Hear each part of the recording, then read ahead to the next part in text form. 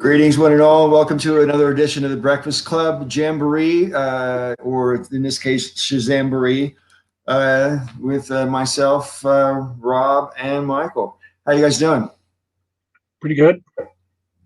Glad to hear it. I know that we're anticipating Sister Danger and others in a little while. And I don't know who's ultimately going to show up tonight. You never do. My nephew might be back or he might not. Peter might be back or he might not. You never know. Anyway, so Michael. Yes. It's been a while since you've kicked off the show, so please. Oh my goodness, just like that? Just after like all the weeks that I had something to say and then I didn't. Let's do some leftovers.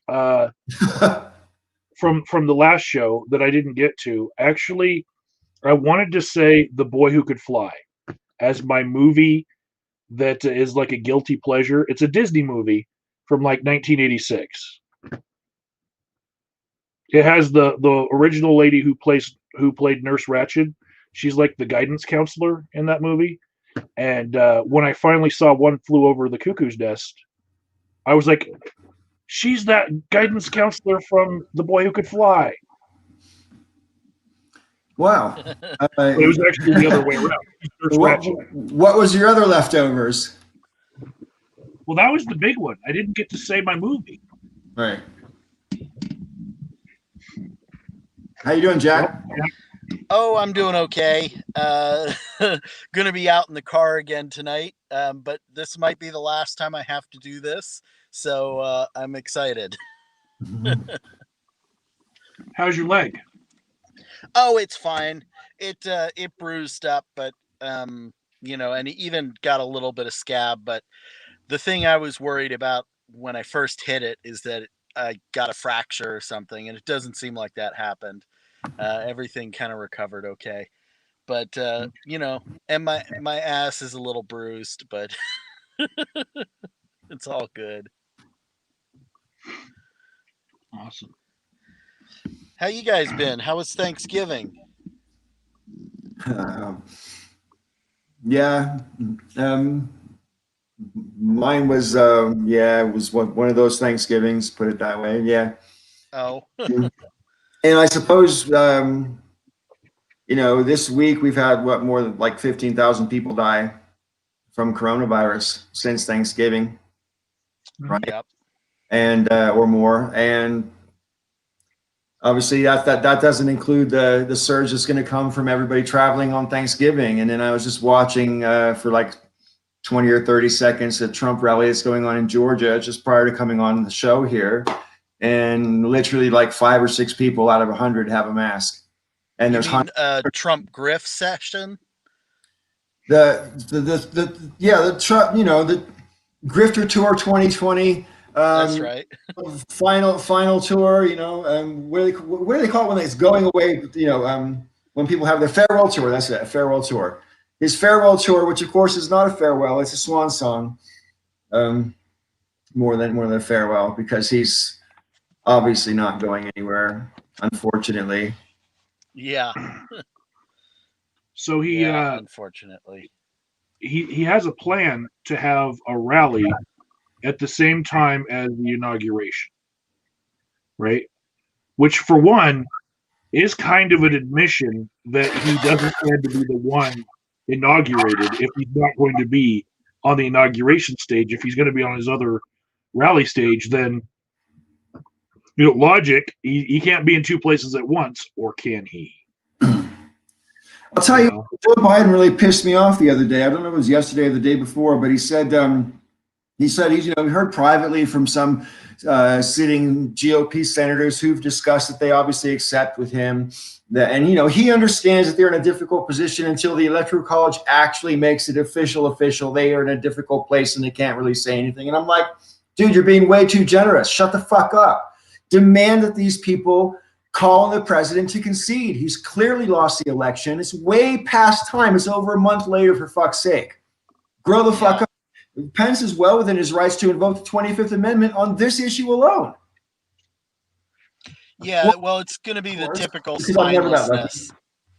Huh? typical spinelessness from both Democrats and Republicans. The only thing is the will to power, and Democrats don't have that same will to power. What do you guys think of this comment here from Lucas? I believe it. If he's not You gonna, already if he's not going to be the one at the inauguration, he's going to be running his own rally at the very same time, announcing that he's going to run in 2024, or at least some Trump member will be, because I still think he knows he's old. You know, he is getting on there in years. So, like, is he even going to be alive in 2024? But if he were to, he already said say, that he's going to run in 2020. yeah, if he announces his candidacy right at the inauguration, what that allows is any charges that he faces, he can then say, well, they're politically motivated because he's a candidate running 4 years out, but he'll just, publicly say, well, they have a bias and they're taking it out on me, but it's politically motivated. And it's just going to muddy every charge against him. Well, I mean, to an extent, he was going to use politically motivated charges against Hillary Clinton and nobody cared. Again, it's that sort of right-wing privilege where it doesn't matter that it's completely hypocritical, and it doesn't matter that what's good for the goose is good for the gander, that they've done the exact same thing, because you're right, like it'll be seen differently when a Democrat does it, but it's still, like, it's ridiculous. Every charge against a criminal could be called politically motivated. It's just, yeah, it's the question is who buys into the narrative. Is there a problem with my mic? Just out of curiosity, can you guys hear me okay? Yeah. Okay. So, Republicans said Biden lied about what? Please be specific. Republicans just says Biden will retire in his first term, and doing the math based on, like, the rules of how long someone could be president, the best thing he could do would be to stay 2 years and a day. So that way the majority of his term is served out, and then Kamala would have 10 years. If he's trying to maximize our Kamala time.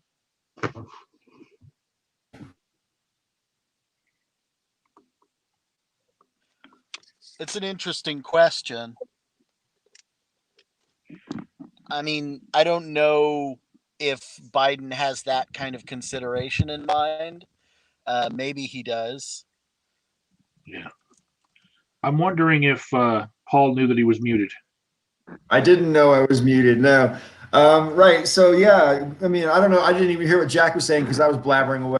But Grover Cleveland did serve 2 separate terms back in the 19th century. And so, yeah, it's legal to do that. Whether it's wise or necessary, I can't imagine why anyone would think so. I mean, the fact is he's a disgraced, impeached president who lost by a margin, right?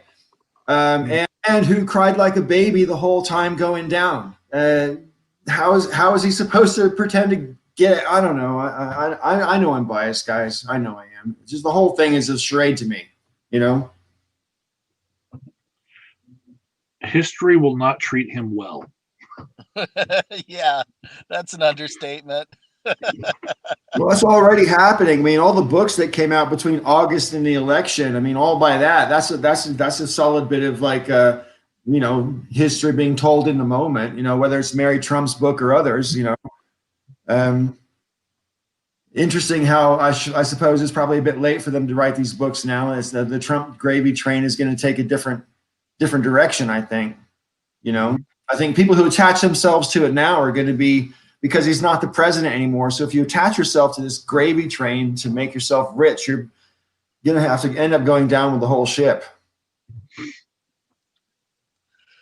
I think it's interesting that we had a pretty controversial previous Republican president with a pretty similar level of media scrutiny. You know, there was plenty of recordings of everything he said. There were plenty of books.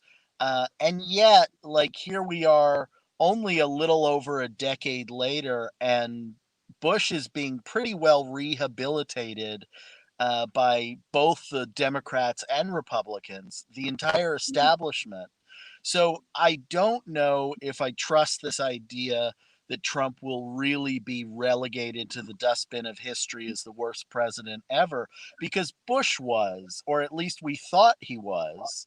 And Yeah, yet, and Bush never had to instead, face the consequences he should have faced.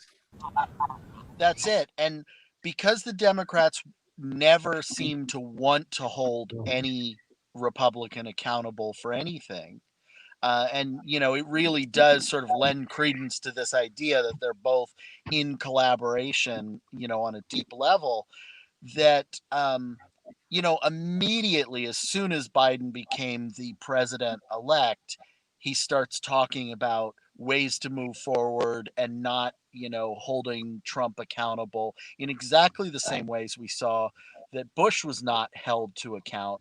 And, you know, everybody from the left is screaming that this is how you get another Trump.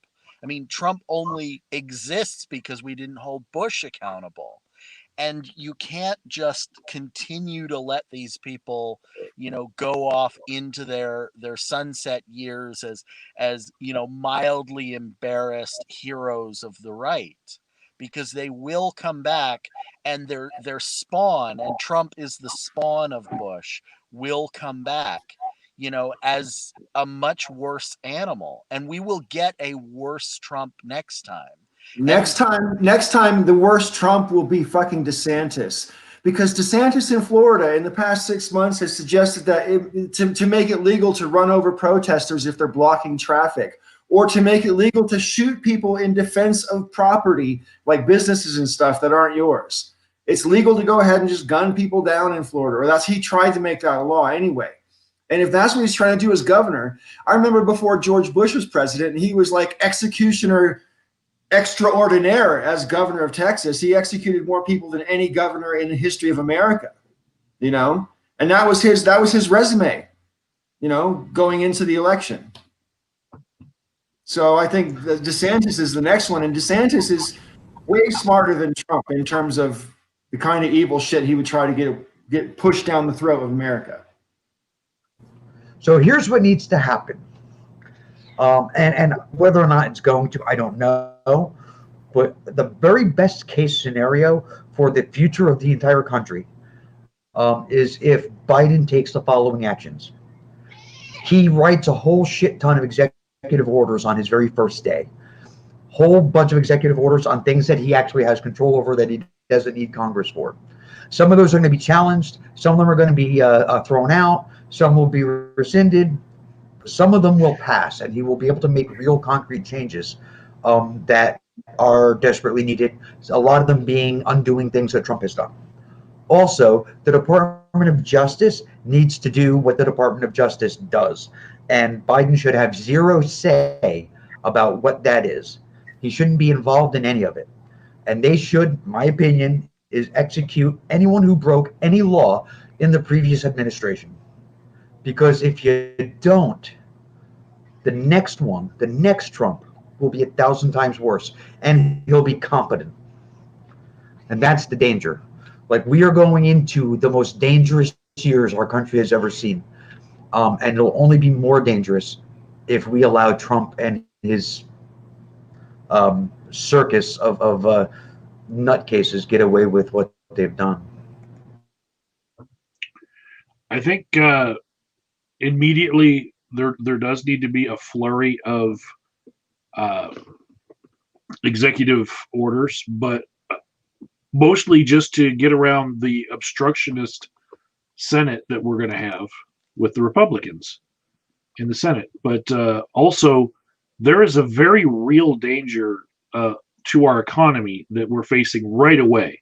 And that is that Trump, in order to do basically try to buy people's votes with an end around stimulus package, he said, okay, well, you don't have to do your Social Security payment, each month until, we're going to put that out till the end of the year. We're just going to, you don't have to do any tax withholdings on that, right? So then come the end of the year, it's not like he waived it and said you don't owe that. He just said you don't have to do withholdings. Come the end of the year, when everyone does their taxes and they don't have the money to pay for all that time that they were just accruing debt, everyone's income taxes are going to look harsh because there's a lot of people who just didn't have money taken out of their checks, and they don't know how to save month to month, or their actual bills just piled up month to month, and there was no actual stimulus, so that took the place of the stimulus, but now we have to pay it immediately on our first income taxes, and that happens in April. That we're all going to figure it out. By April they have to be filed. In January we'll start getting our W-2s, and people will start working on their taxes, and they'll figure it out what Trump did. He left people holding the bag. They're going to be looking at thousands of dollars that they owe the government. And what are you going to do?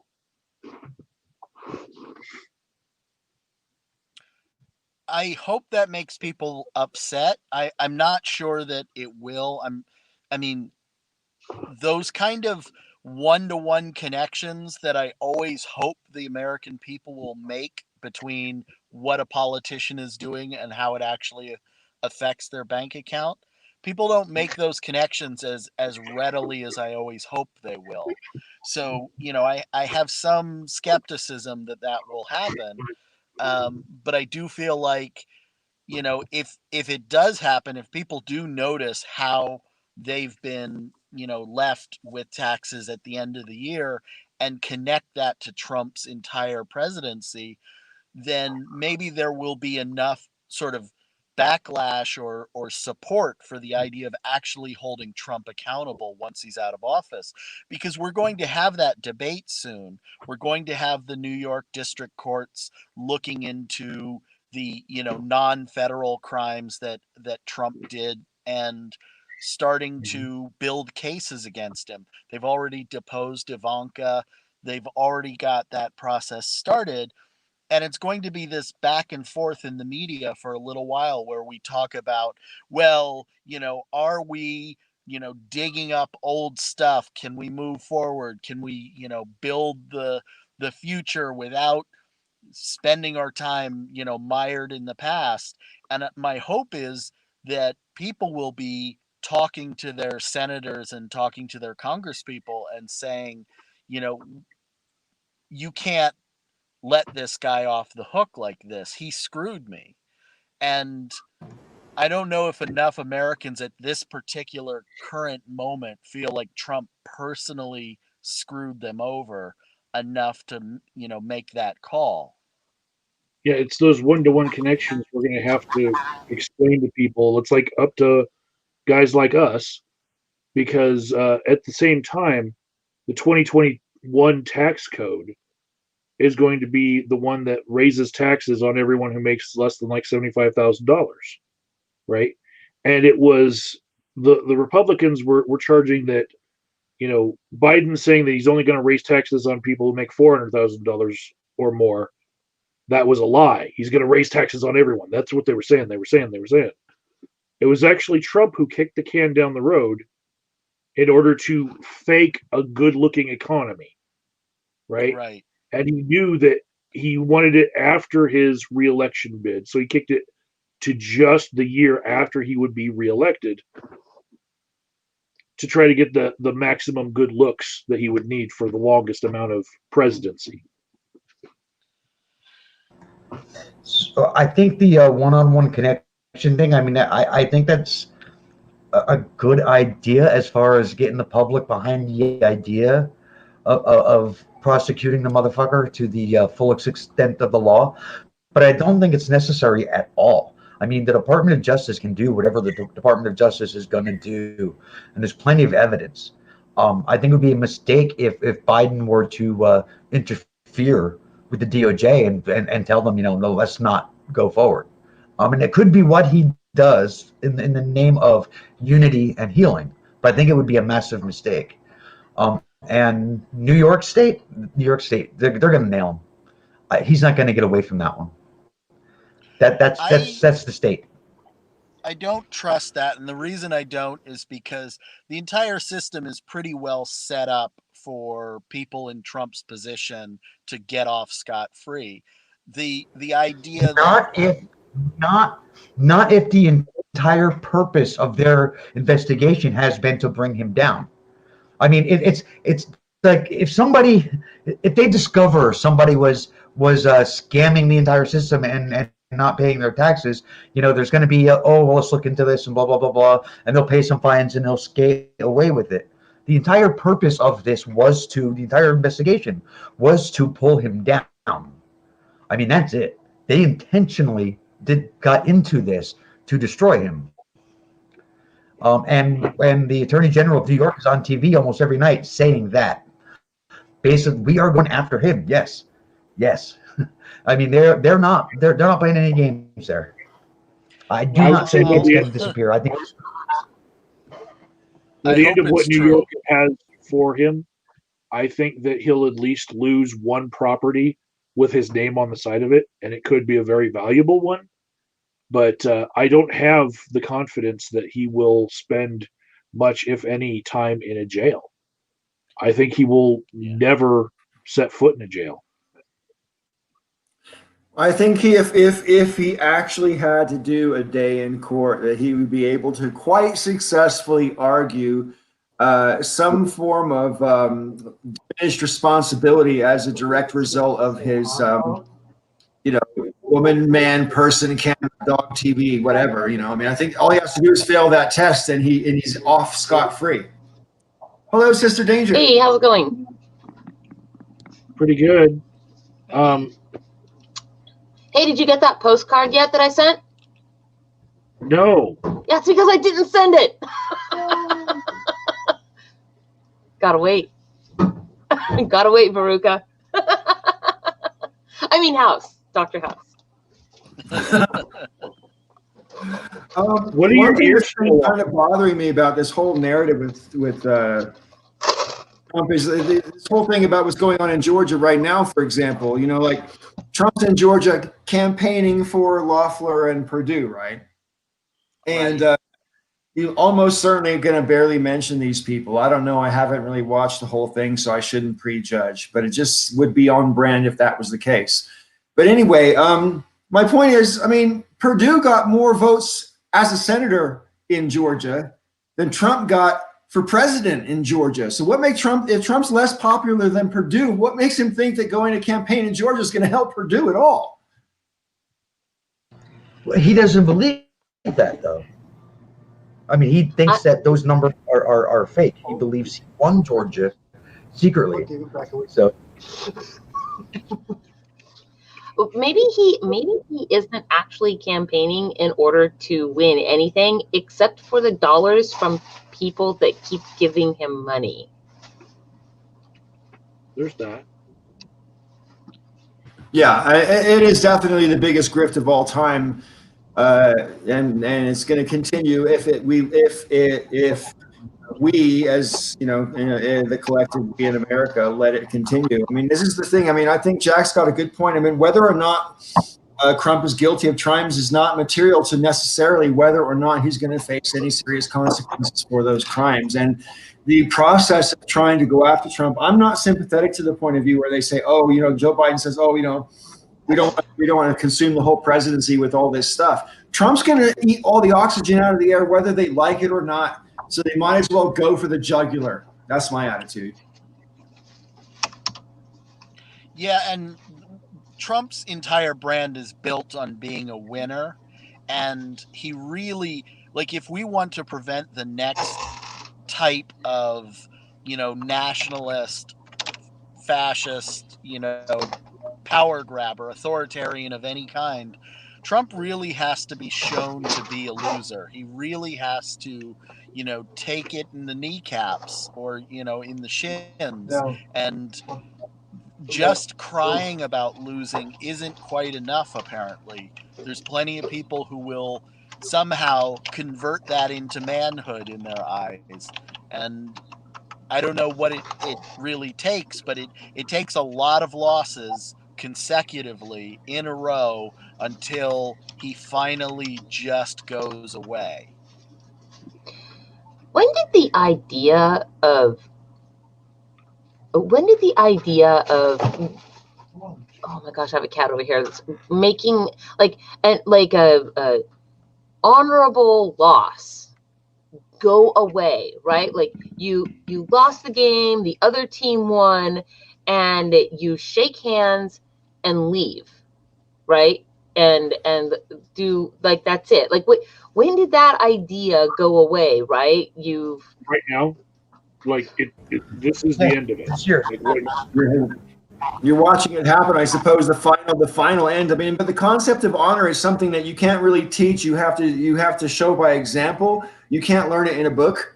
And unfortunately, I think most people aren't necessarily raised with any emphasis on maintaining your honor. I mean, maintaining a good reputation is only part of maintaining your honor, but that's a pretty big part of it. And there's obviously so many people right this minute in Congress who don't give a fuck about their reputation. They don't care. Well, they've learned that they don't have to. They've learned that they don't. They've learned, we the people, by not voting for years and years and years, have taught them that they don't have to care. When some tiny little just gonna say that. Sorry. Yeah. Did I cut someone off? No, I was just gonna say that. She's absolutely right. She's nailed it. I mean, they don't give a shit because they've learned they don't have to. Yes. Because there's no consequences, and there's no consequences because we don't vote.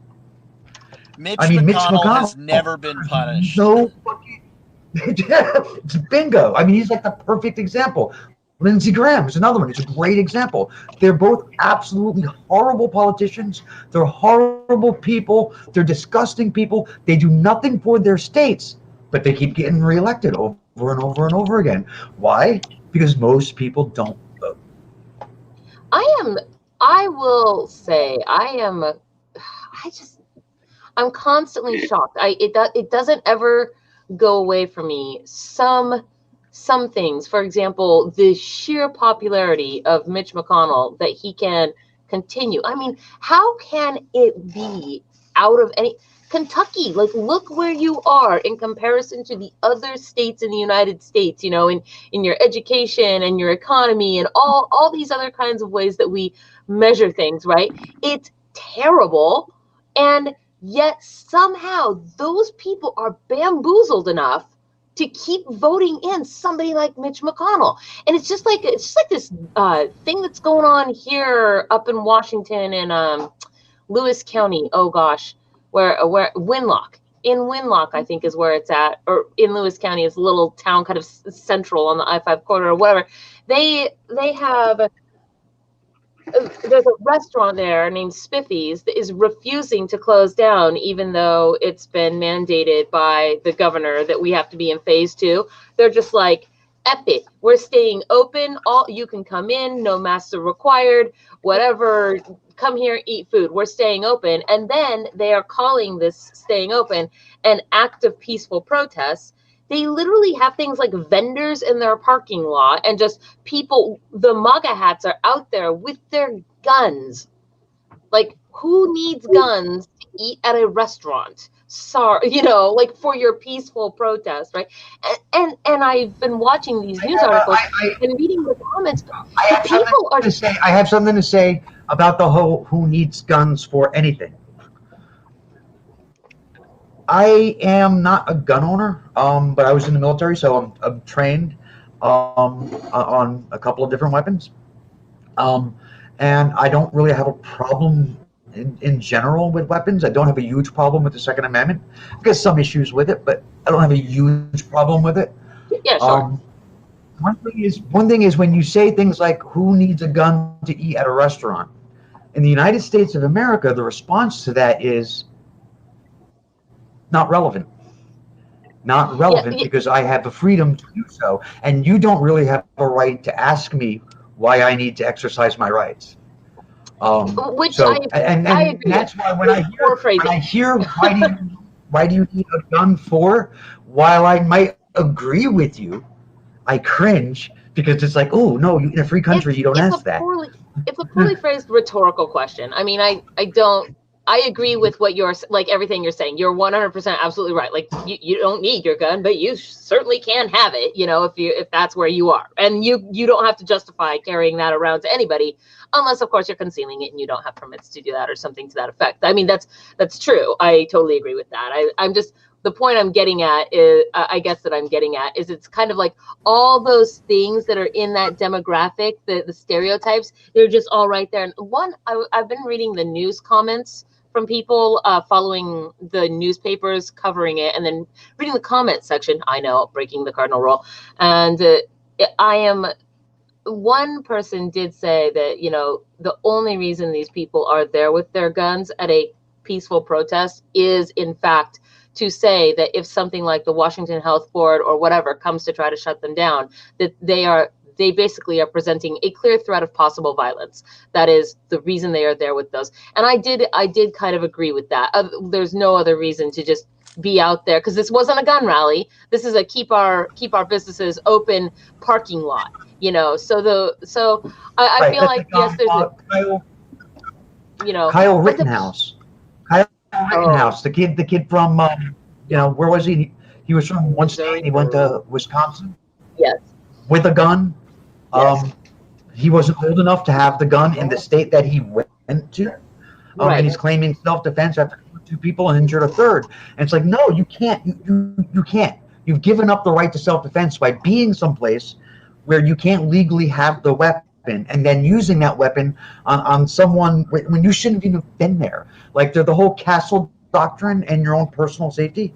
If you put yourself in a dangerous position, the castle doctrine just kind of disappears because you're Yes. putting yourself in danger on purpose. Right. And that's what he did. The implication is that you acknowledge that that danger is going to be there and the consequences that come with walking into that fire. I'm just mind blown though at so many people's responses that just seem just like, you know, how I question how a whole state can even remotely think that Mitch McConnell is a good dude. Like, I feel like saying he's a good dude is like saying Dick Cheney is a good guy, right? I mean, he might be a genius, but he's not a good guy. I mean, just it's and they're being. I don't think there's a Dick Cheney fan club. I could be wrong. I don't think there's a Dick Cheney fan club. I don't know. He was vice president for a long time. Somebody likes him. Mitch McConnell. One of the secrets that they have, Mitch McConnell, Lindsey Graham, a few of the other ones that are absolutely horrible that manage to keep winning over and over again.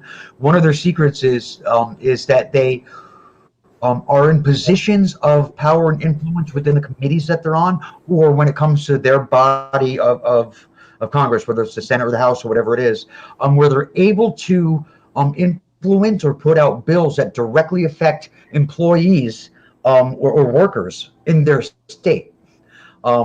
And no matter anything else they do, no matter how horrible it is, when it comes time to run again, they go home and they say, you have a job because of me. You owe me your vote. Vote for me and I'll keep you working. And that's what they do. And a lot of times just with military contracts. A lot of these people are in states that are big, military states. But that's what they do. They'll juggle military contracts on manufacturing. They'll juggle those around to make sure manufacturing jobs will remain in certain states. And that's how they kind of buy their seats in that way. But that's what they do, and it sucks. Can I ask you a question about one of the things you just said? Because I mean, you're far more politically involved than I am. But when you were speaking of committees, and they have positions of influence in committees, explain to me what a position of influence in a committee is and looks like, and how it is more influential than all the other people in that committee. Because doesn't everybody ultimately get a vote in a committee? But there's a chair. The committee has a chair. So there's different positions within a committee. And when bills are being put together, or when proposals are being put together, different people have different amounts of influence on what goes into it and what does not. Just like Mitch McConnell decides what gets to the Senate floor and what does not. That's why there's hundreds of bills that are sitting on his desk that will never see the light of day. Well, in committee, things can die in committee because the chair decides that's as far as it's getting. Or things can be put into different things while it's in committee in order to bolster a specific point of view or different demographic. So, Where are the our rules for how entire committees are run? Yeah, our entire government is riddled with these kinds of little ins and outs and little holes Mhm. and loopholes and all kinds of it. The entire government is just loaded with it. And Well, this is the why ones that have people been there can't a be in long time. politics. Yeah, I mean, That's why this people is can't. why politics is a lifelong career. Is because you cannot just easy learn this stuff, and that it's No, part of you the can't. reason that You can't. And and the people that are there a long time, they learn how to utilize those things to their advantage and how to use them to shut other people out. Yeah, it's yeah. Has anybody seen the play? It's on Amazon Prime right now. What the Constitution means to me. Watch it. Oh my God, it's fantastic. I mean, it's really heavy on feminism and women's rights and abortion and not getting beat up. And I mean, it's really heavy on that. It's really that's the core of what it is, of what it's about. But it kind of, oh my God, watch it. It's on Amazon Prime, so it's shouldn't cost you anything. I have a person here in the background who's listening to me talk to you guys that wants to know, wants me to ask the panel a question, if that's okay. Okay. Um, he wants to know whether or not you think that America is too big for its system of government, that we actually can't function, like our governmental system can't function at the size our country is at. Is that the right question? Yeah, it outgrew itself long ago. Did we outgrow ourselves? I mean, my personal opinion is I think we that's are. the case. I think the problem is that the country has become the political process, both local and federal, is just too corrupted right now to function properly. We have effectively an oligarchy in place, and so our democracy is tenuous at best. Even with our so-called successful election that we just had, you know what I mean? I mean, yeah. I I mean, don't think so. I from think my that perspective. Oh, go ahead. I just think that the living constitution that's supposed to be adaptable is kept the way that it is because one team wants to keep the power and gerrymander and all that, and we should be able to overcome our size by just amending our constitution to adapt to the size, right? Adapt to new technology. But because it would affect somebody's power grab, it's not happening. And or it's happening very slowly, and they're trying to hold on to the bitter end, we're gonna have to pry it from their cold dead hands.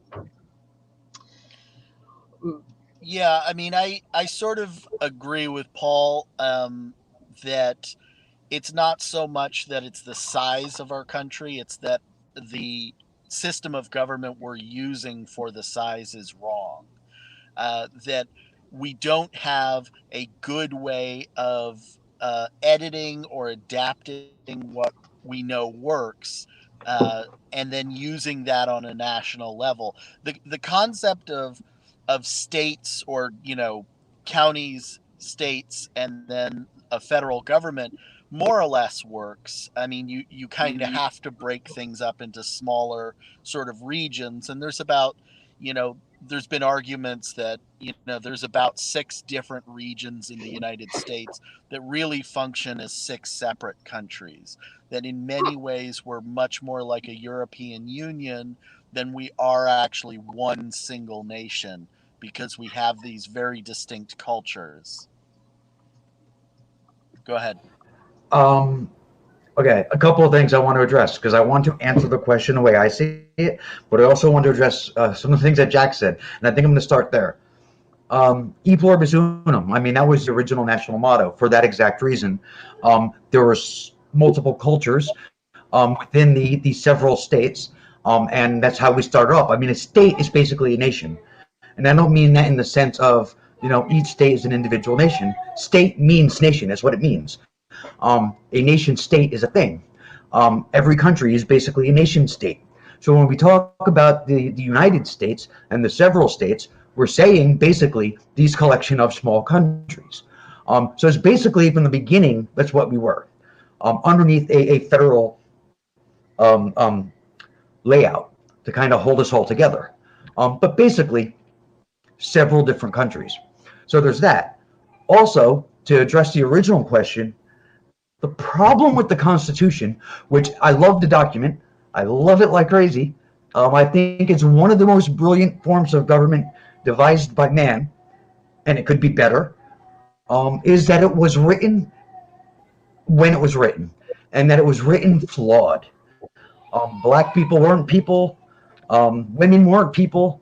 If you didn't own land, you weren't a person. So those flaws, we spent the last 240 years trying to fix those flaws, one item at a time, whenever it comes up. And they never get completely fixed. And it's partly because, like what I think it was Jack had said it, was one of the reasons, might have been Michael, I don't know, one of you said it. One of the reasons it doesn't really get fixed is the people that would be in charge of fixing it would mean they'd have to give up power. So it's like, in some ways, it's like we need a whole new system. We need a whole new constitution to start clean, to have at its center human rights and the social justice and individual freedoms. But at the same time, in order for that to become a thing, the people who would be writing it would have to be willing to give up power. So it's never going to happen.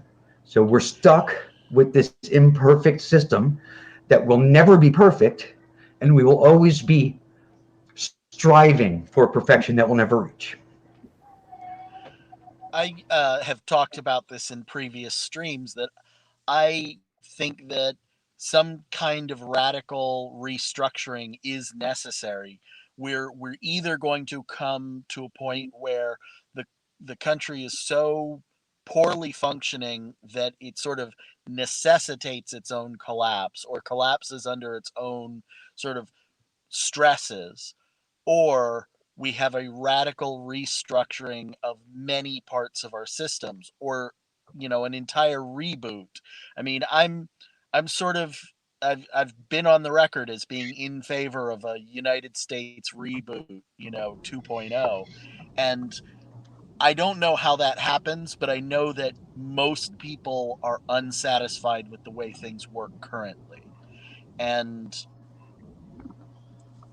go ahead. No, I find that concept super interesting. Because I was just sitting here thinking, well, we first formed a country by people getting together and literally arguing about all these things, tabula rasa, and then devising the Constitution. What would it be like if, like, all of these cries of revolution and this, that, and the other? What if revolution was defined as, we recognize there are significant flaws because the world has changed, that the political system is collapsing under basically all those little loopholes that you were, those Swiss cheese ins and outs, and that we define revolution as, we come together again, just like we did at the inception of this country, and we look at our Constitution and say, what needs to be revised?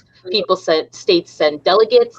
Like, the country doesn't break down or whatever, but we literally I don't know. That's anyway. You get it. One thing to remember is that the revolution, the inception of our country, it's not like it was bloodless. I mean, we're a nation that was born in war. I mean, it's one of our problems. I mean, it's Yeah. the American Revolution is a fluke of history. It is so rare for a democratic republic, a representative democracy, to be born out of fire in that way and to be so successful for so many years. I mean, this is it's such a fluke of history. The odds are that a country born under those circumstances will die quickly. Those are the odds. And we didn't.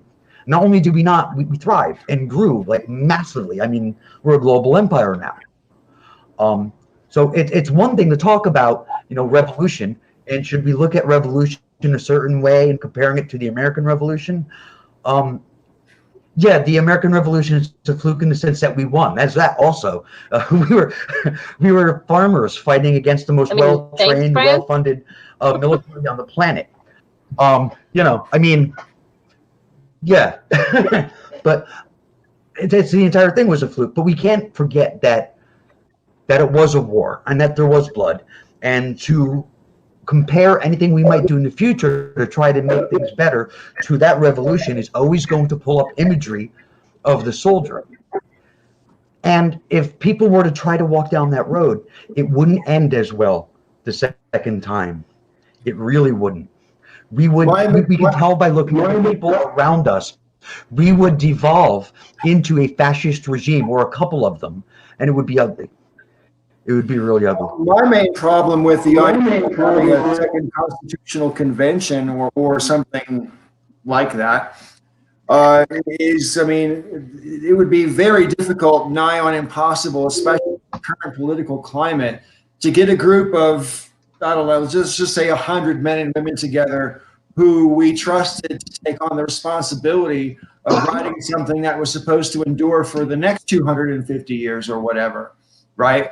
And because I have been successfully brainwashed to revere the words of Thomas Jefferson and James Madison and others along that ilk, and the fact is, even upon mature reflection, I think they're really good documents and stuff. I think it makes a lot of sense. And I think the flaws that are there, have the means to be fixed, i.e. by amending the Constitution.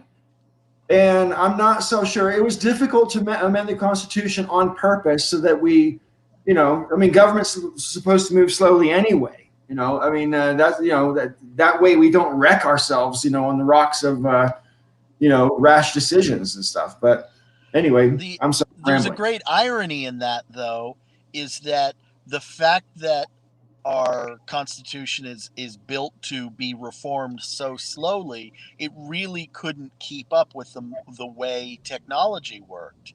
I mean, true. That was good in 1790 or 1800 when the pace of engineering and new technology was so slow.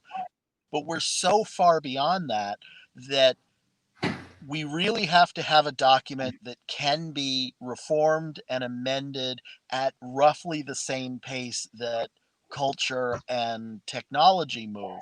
Because if we don't, we have the situation of the internet, where the internet is vastly outpacing what any of our legal institutions can accommodate. What process do you think we could possibly use to choose the people that we trusted that could get a broad consensus of trust?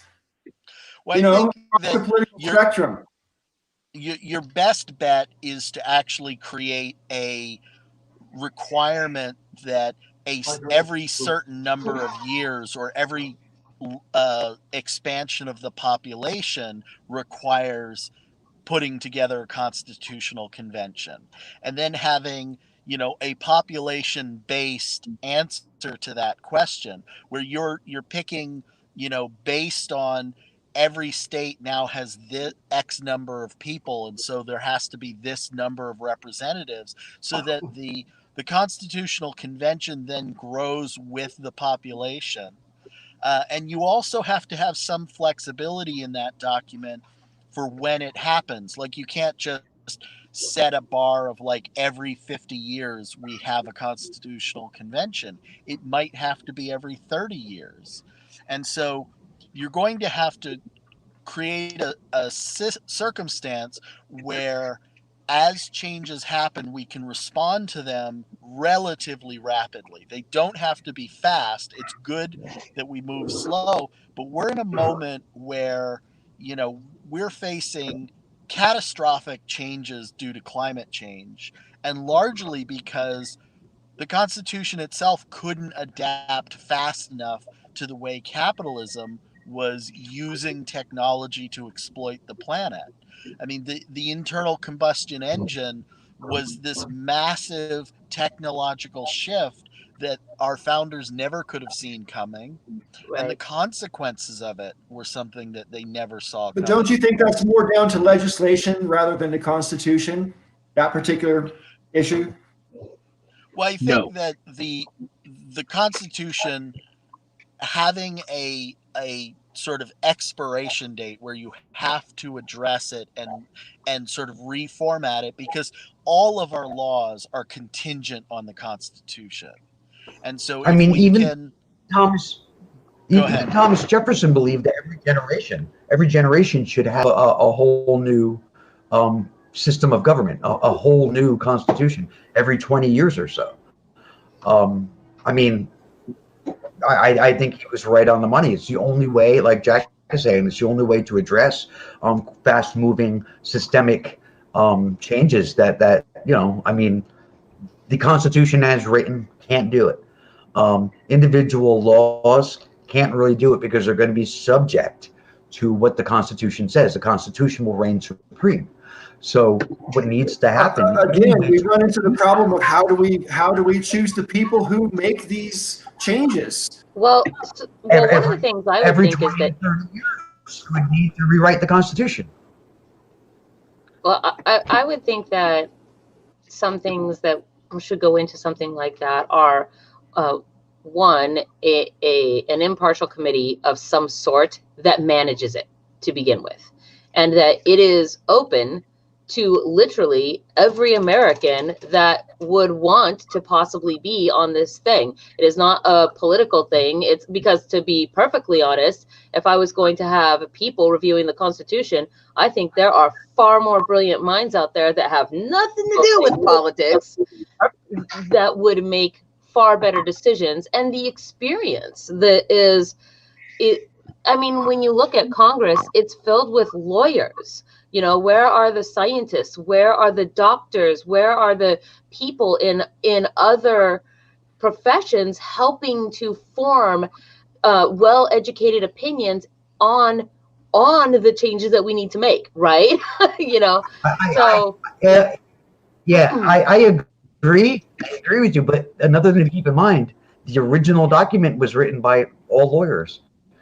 they were all lawyers. Like the founding fathers. I mean, these weren't farmers. like I mean, these Thomas guys weren't Jefferson, he was farmers. just a rich dude, wasn't he? He was just like the noblesse. I don't remember where he I'm got being his money. snarky. like John Adams, for instance. Like, people talk about he was a Yeah, he farmer was a because lawyer he for had a sure. farm. But he was a lawyer. Yeah, he was actually a barrister.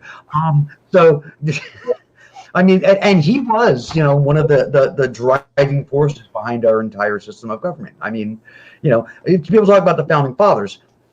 They all carry different amounts of weight, and Madison carried a lot of weight.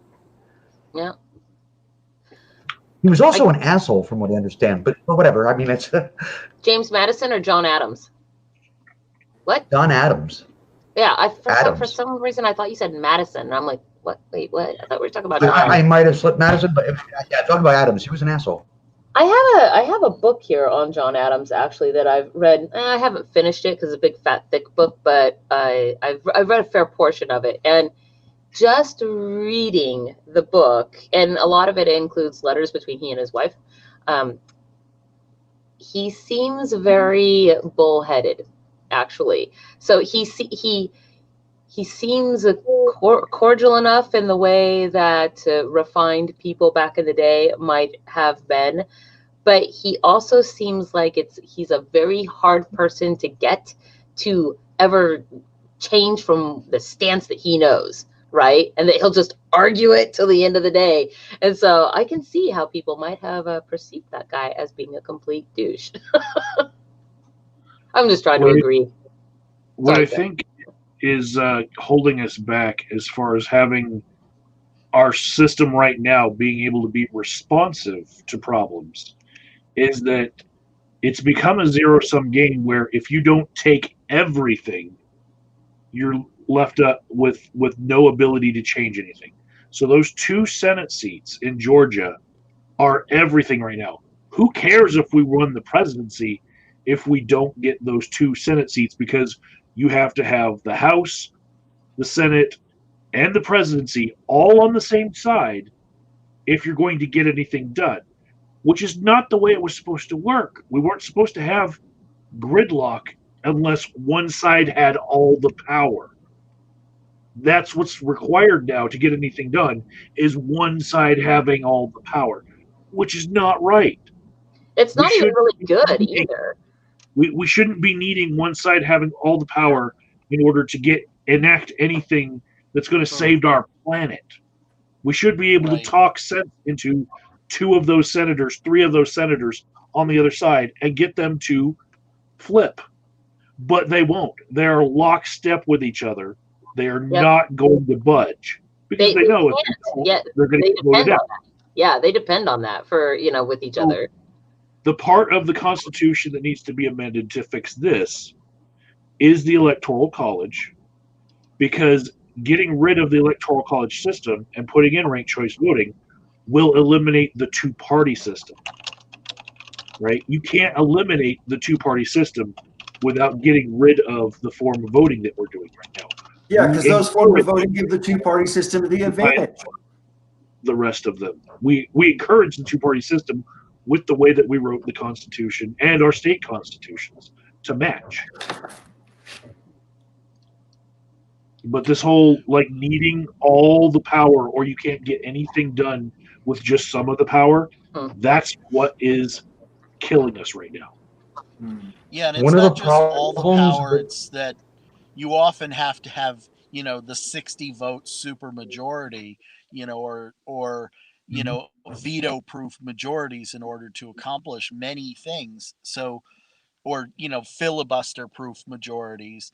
And so, I mean, as ridiculous as it is to need, all 3 branches of government on your side, you also have to have all 3 branches in a supermajority or parts of our government in a supermajority in order to actually accomplish the really big structural changes that actually affect people's lives and don't just benefit, this tiny percentage of people at the top.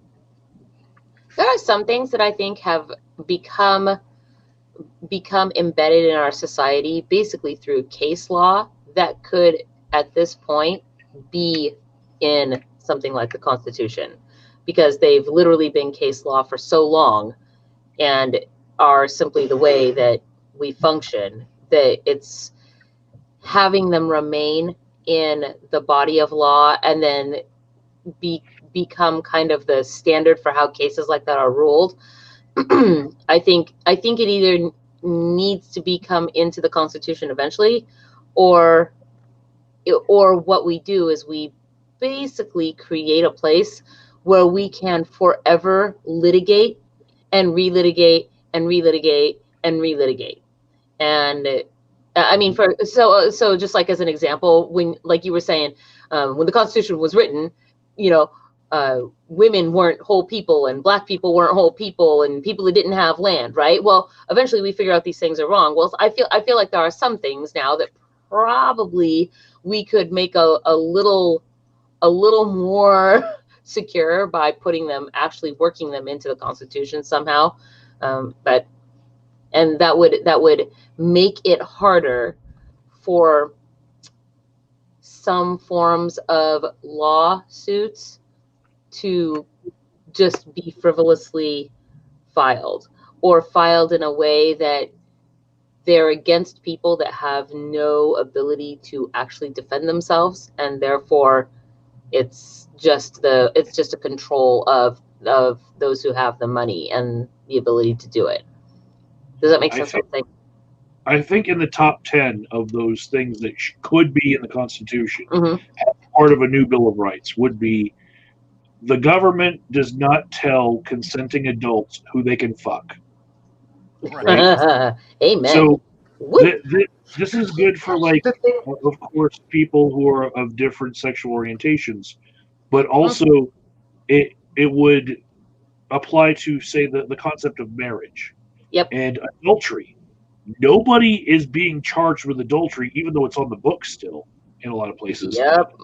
It's become part of our culture that law doesn't really apply.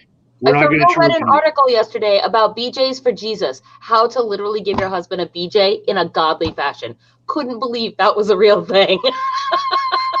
Well, if we were open to, like, having our Constitution amended, we should probably codify where we've come to at this point and say, it doesn't really matter as far as the government is concerned if there's 2 consenting adults or 3 or 4 or 5 or whatever mix and match you have of them.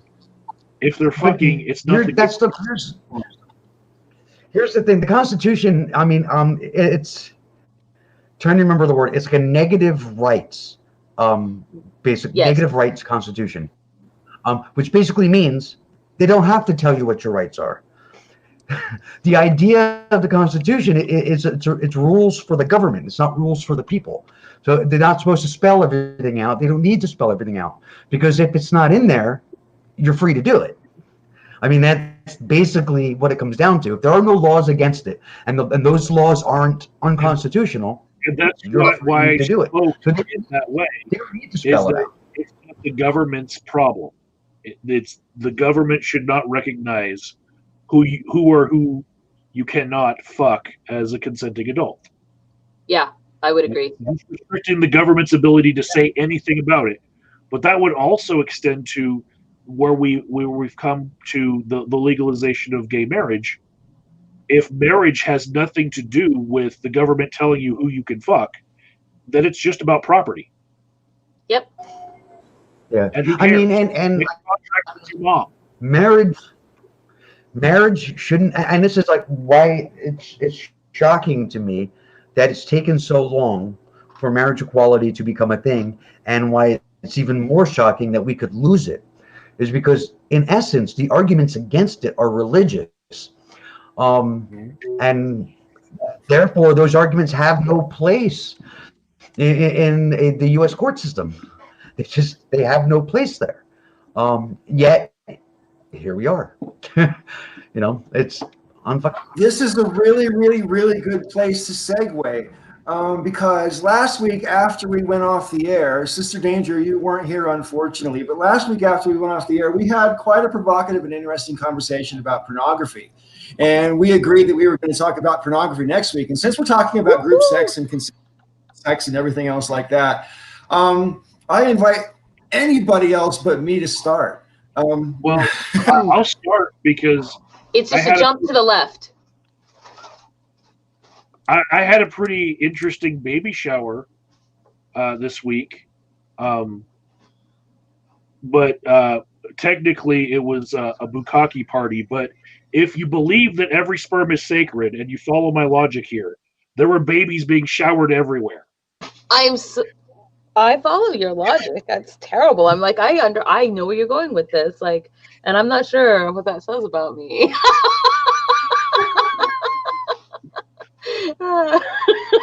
Everybody's like, oh yeah. I've been to a couple of those Baby showers. See, I was reading Jack's mind. He said something like Christ on a cracker, but if a cracker is involved, then it's a Limp Biscuit party. You don't want any part of that. I'm about to keep it over that shit. Oh my god, I'm dying. Wow, I feel like I can't jump into the porn conversation, which I'm super excited about. I mean, yeah. All right. Well, what's your But I favorite don't kind of porn, Sister Danger? What's your favorite kind of porn? Top three. Okay, well, I think the ones that have probably stuck with me the most are ones that are kind of cosplay porn. So the ones that make a play on Star Trek or on Pirates of the Caribbean or something like that. I always find those ones hilarious, and sometimes I'm like, that guy did better playing that role than some spin-off movie actor did playing that role, and that was a porn, and I find those hilarious. It's been a really long time since I've watched porns though, so I don't know. I can't really say about anything current. I'm referencing things from at least 10 years ago, but let's see. I'm trying to think of, there was this one porn that I saw this one time that was, it was really more of the chick. There was this one with Ron Jeremy, who who I actually happen to like. The hedgehog, that's right. It was like a crazy fun house where all of the people there was like the little normal group of white people that are like, oh, I think somebody's home, right? And they went into like this weird fun house that I swear could have been designed by Rob Zombie, and it was just like they ended up having sex with all these crazy circus freak type people, right? There was a woman with 6 boobs, and there was Ron Jeremy was the giant baby in the diaper, and there was a pinhead, and it was crazy and weird. And I remember thinking, this is a strange and different porn. I like it. So I mean. And then there was one where it was like they had couples, and they would put them together like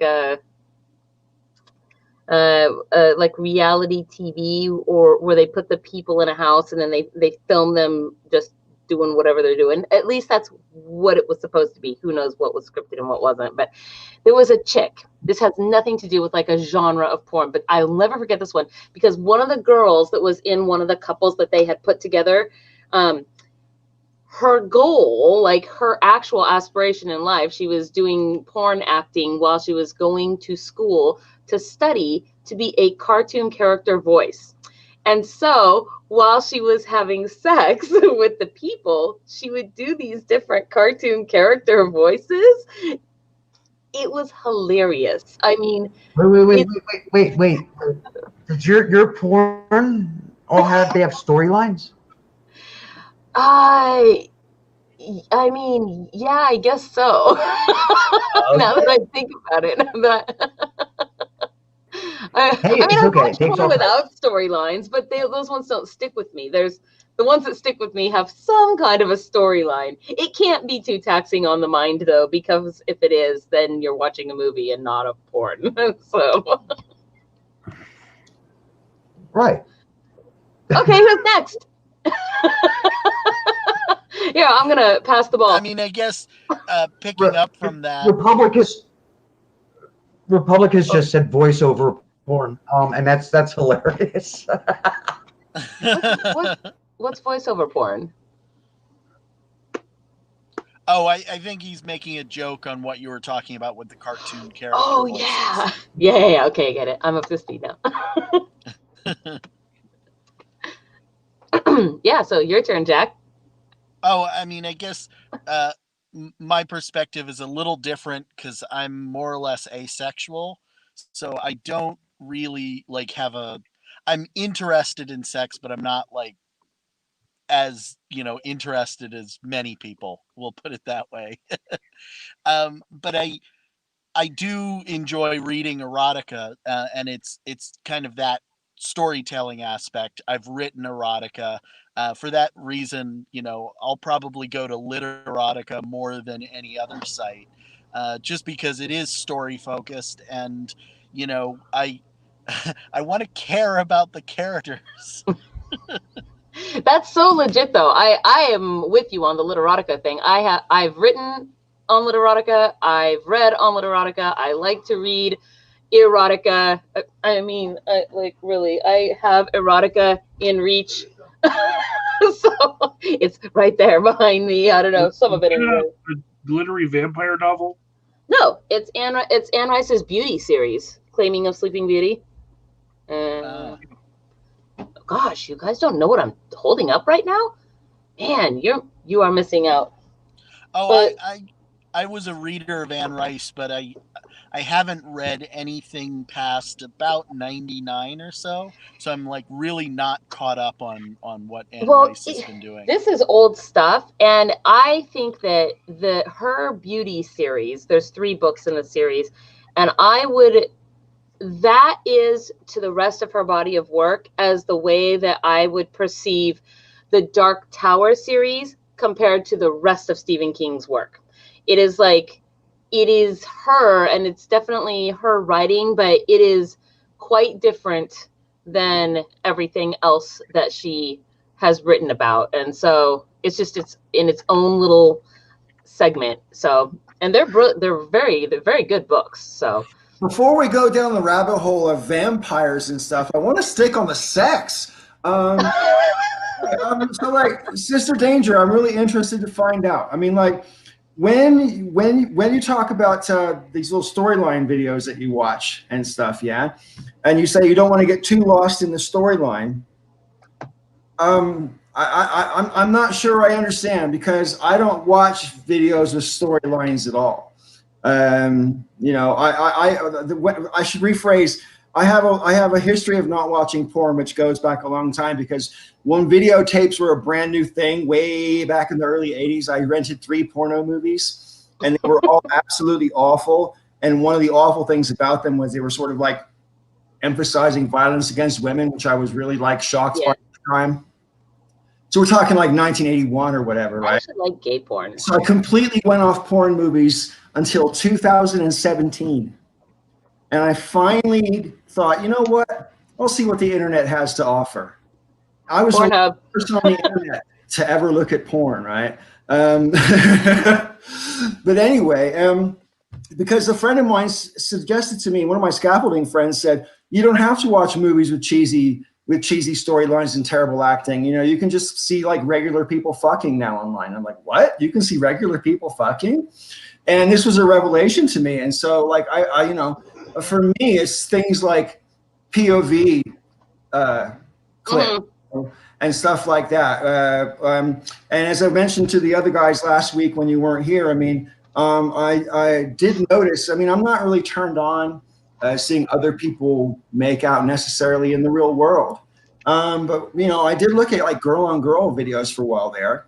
And I was interested, not necessarily because of the girl on girl action was turning me on, but as I said to the guys last week, I noticed that I'm fantasizing about being with both of them at the same time. I'm not competing with anybody on the screen, you know, and that's the thing to me. And I'm interesting. You know, when you watch a porn video, are you internalizing it or external? Are you putting yourself in a scene, or are you just watching it like any other movie? So I actually, as I said, it's been a long time since I've watched porn, but now that I'm reflecting, I don't think that I can think of any time that comes to mind where I watched porn by myself. When I was watching porn, I was always with a partner, and we were doing that because it was fun to watch the porn and have sexy time and like make a night of it, you know, stay in, you know, drink, do whatever, you know, you don't have to go out and just do whatever. And sometimes, you know, you would watch the porn and you'd be like, you know, you'd maybe be flirting or something like that. And you'd be like, what is that thing that they are doing? We should try that, you know, and see what happens. Right. And so I guess that to some degree, that's not the same with the reading, like the literotica. All of that is almost just all me. But yeah, with the porn watching, I can't actually think of a time where I wasn't with somebody. And so when I say like also about storyline, that is probably a me thing, because in my relationships in real life, I do not like to have I like to have cerebral relationships. I like to be extremely intellectually, like mindfully tied up with people that I am involved with in that way. I'm not very much a one-off sort of a person, you know, not to say I've never done that, but it is definitely the, you know, like maybe 10%, less than 10%. So I like to have something that is, and when I say by, what are we even showing me? Are those contact lenses? What are those? Are those nipple covers? Is that what those are? They go on your nipples. Yeah, suction cups. Yeah, like a suction cup. Okay. It took me a second when yes, like, and then, ooh, that's it. You know, those are cool. Those are actually kind of cool. So, Rob, how many porno movies have you starred in?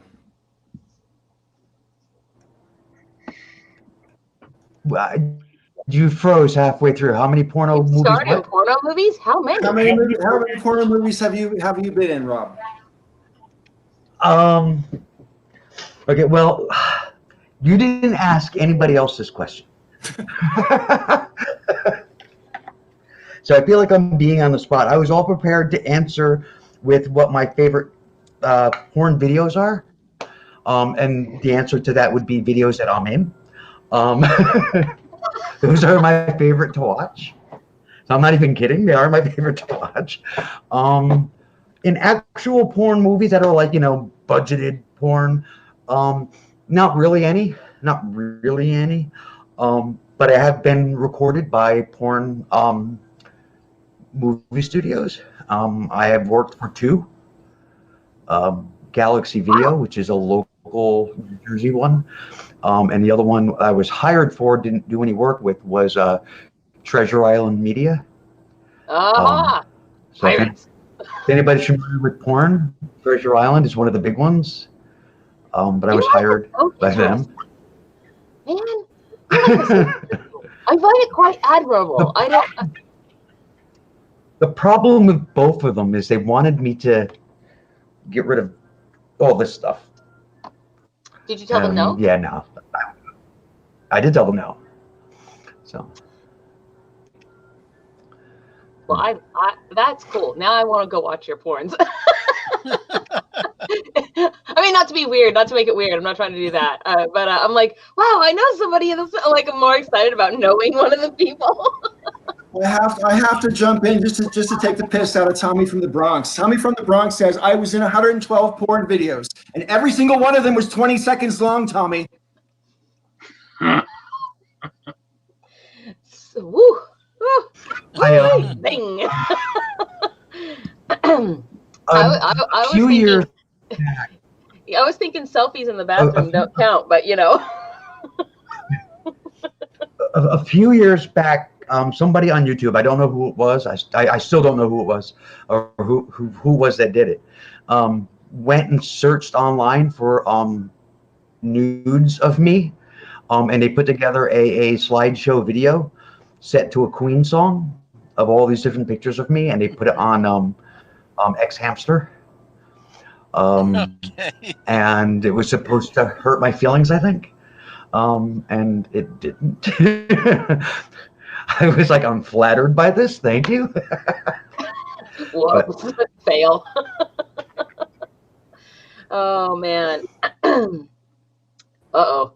Boy, you started a little war there in the chat, Goth. I'm just saying. Nope. So that you're not the only one on the spot, I've never been in a porn, but I have been naked in a movie once. I also once was in a flick where I hit Jesus in the nads with a rotten mango. That was pretty hilarious. So that one actually made me friends in the industry, if you will, for life. They couldn't spring for a fresh mango? They were supposed to be rotten because, as it turns out, when you throw a fruit at somebody, it hurts unless it's rotten and soft and squishy. The thing is that, so the way that they were filming this was actually in Portland. They had us all lined up a staircase that was going upwards. It was a stone staircase. And Jack, you might even know. I can never remember the name of the hill that it's on, but it's got that big stone structure on top of it. Very well known in Portland, landmark. In Southwest Portland? I was thinking it was maybe more like northeast, but like over by 205, maybe off somewhere in the 205 area. Anyway, doesn't matter. Okay. But I could be super wrong too. So, because it's been a long time, but there was a stairwell going up. And so they had all of us lined up this stair. And then Jesus was coming up the stair carrying the cross. And so the way that the cinematography is, right, is they're kind of coming from this direction so that it looks like we're a big crowd as he's coming up the stairs. And he's coming up the stairs. And what we are supposed to do is, as he approaches us, we just, each person in line throws their thing one by one. And I was at the end of the line. And so when Jesus is coming up the stairs, everyone's throwing their mangoes, and it was my turn, and I chucked my mango, but I'm not a baseball player, and I hit Jesus right in the junk. And like I was like, what? And he was like, and then the director was like, cut, I think Jesus is in some real pain. And then somebody says, who threw that? And then it was a Parker Lewis moment. Like the beginning of the line went like this all the way up the line until it got to me. And I was like, I did. And and then at the after party for when the movie came out, everybody's like, oh my God, you're the chick that like hit Jesus in the nuts. And I'm like, that was me. But I'll never live it down. So, Amy, I want to say thank you for the whole being interesting and I wanted to address that, but then you started to tell your story and I didn't want to interrupt you. Okay, tell. So now I'm interrupted. So here's the thing: is a long time ago, probably when I was a teenager, I realized that life is pretty short. You only live once. So you might as well do all of the things. If it's there, do it. If you can experience it, experience it. It's I mean, we all have lines that we need to draw for whatever reasons. Like I don't do like any heavy drugs. Those are my lines. But I have been high, so you know what I mean? So I got a pretty good idea of that whole thing. It was how I discovered a number of years ago that I was non-binary, even though at the time there was no word for non-binary. For that. I mean, so, and again, I mean, that came from just kind of saying, I want to experience everything there is to experience. I want to do the world, I like that philosophy. Alas, I feel that as much, I love that philosophy, and I am not quite as adventurous as the things that I would like to do, because I have the inhibitor that I am also super afraid of getting things that keep on giving.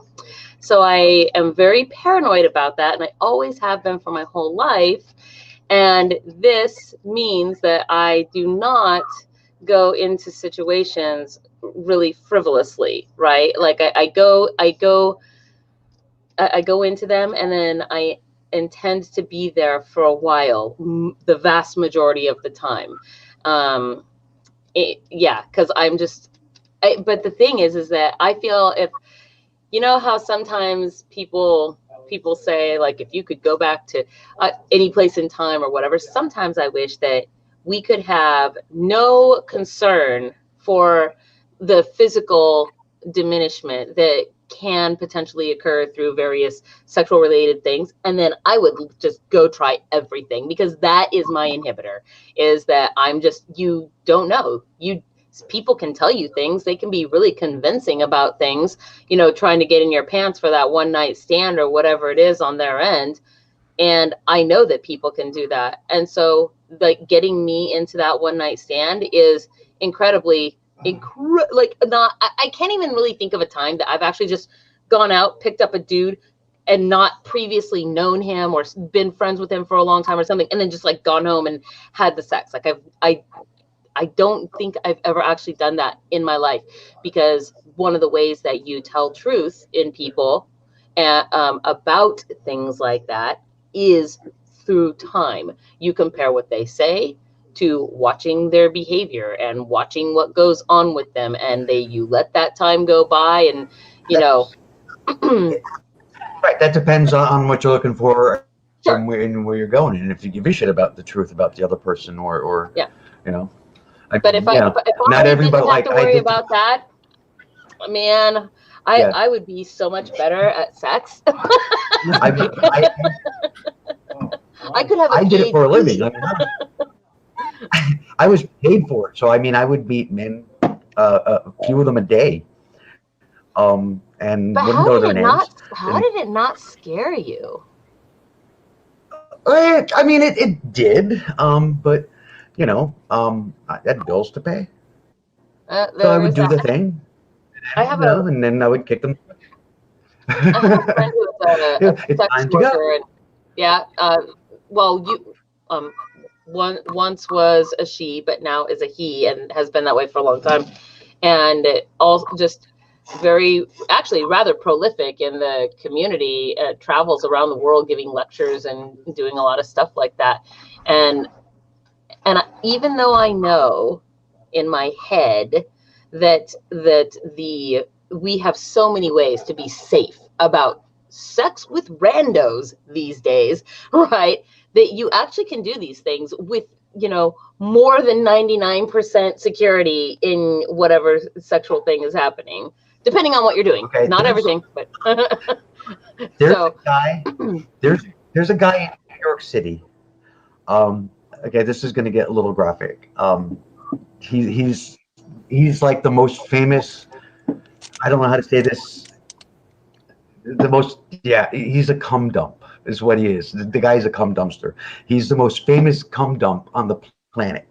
There are people that fly into New York.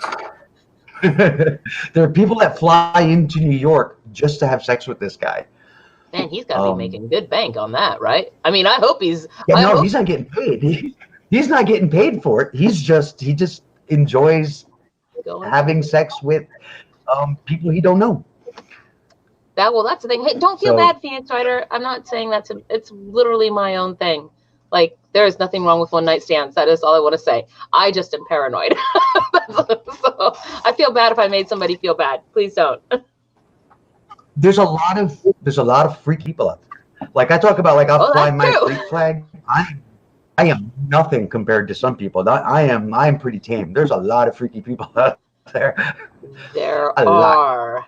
Well, I think that if you ever had any question about whether there was, you can just bring it on back to Literotica and just look at some of the genres of things that people write in and some of the things they come up with, and realize that it was one person writing it, but there was an audience for it, right?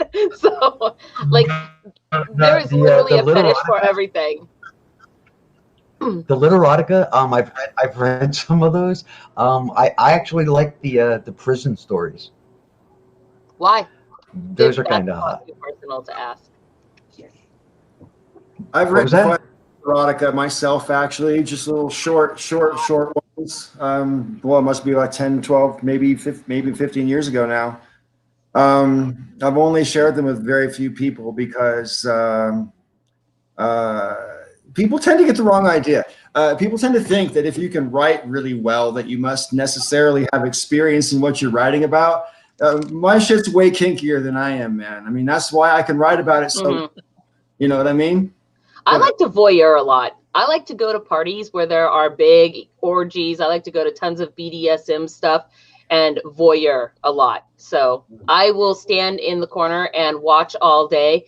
Maybe if it's an inviting thing, maybe get a little bit into the play, as long as it's not involving something like, I don't know that person, like coming back to my paranoia about the whole thing. As long as I can be safe, I might get involved in that play a little bit. But yeah, I'm. Amy, you need to edit one of the standing in the corner memes that is going around lately. I do. I don't know what meme you're gonna have to send it to me. I'll trade you erotica though, Goth. Oh. I have to say that Michael's silence during the topic of pornography makes me think he's the freakiest of the bunch. So let's hear it, buddy. Look at those eyebrows. He's like, what's that? I will say that I heard a little bit of a stirring about porn with stories, like, and how nowadays porn is kind of removed from the story. You could just, get on a website and just see the action without the story. And there's something of the art that's been lost. So I had my biggest foray into porn when I was 20 and 21, and I was in the Republic of South Korea, where a lot of the porn that I had available to me would actually be considered illegal here in the States. And I went with a few friends to see the most extreme pornographic things that we could. And some of which were brought back to the barracks. The other soldiers would bring them in and just show them to everyone. And I got a different sense for what porn is, like I would consider the movies Faces of Death and Traces of Death to be porn. It's people watching other people die in order to get off on it. Just like the broader term of like, if you go on Reddit, there's tank porn, where people are watching tanks blow things up. And there's justice porn, where people are getting like instant justice happening to them, like on, caught on camera. And people get off to that. They love to see people in MAGA hats being punched in the face. But I've seen word for that disturbing stuff, and I don't like a lot of the S&M where the bondage looks like it's squishing boobs. Like when the knot tying looks like it's going to leave marks on the boobs, I just don't like it. When you see a boob like squished like a water balloon out of face, I see Rob kind of squirming here, but I don't like seeing that. I can remember watching a specific porn where there was a dog and there was a girl attracting the dog to her. And my emotional reaction to that was actually, she's so pretty, she doesn't need to be doing that.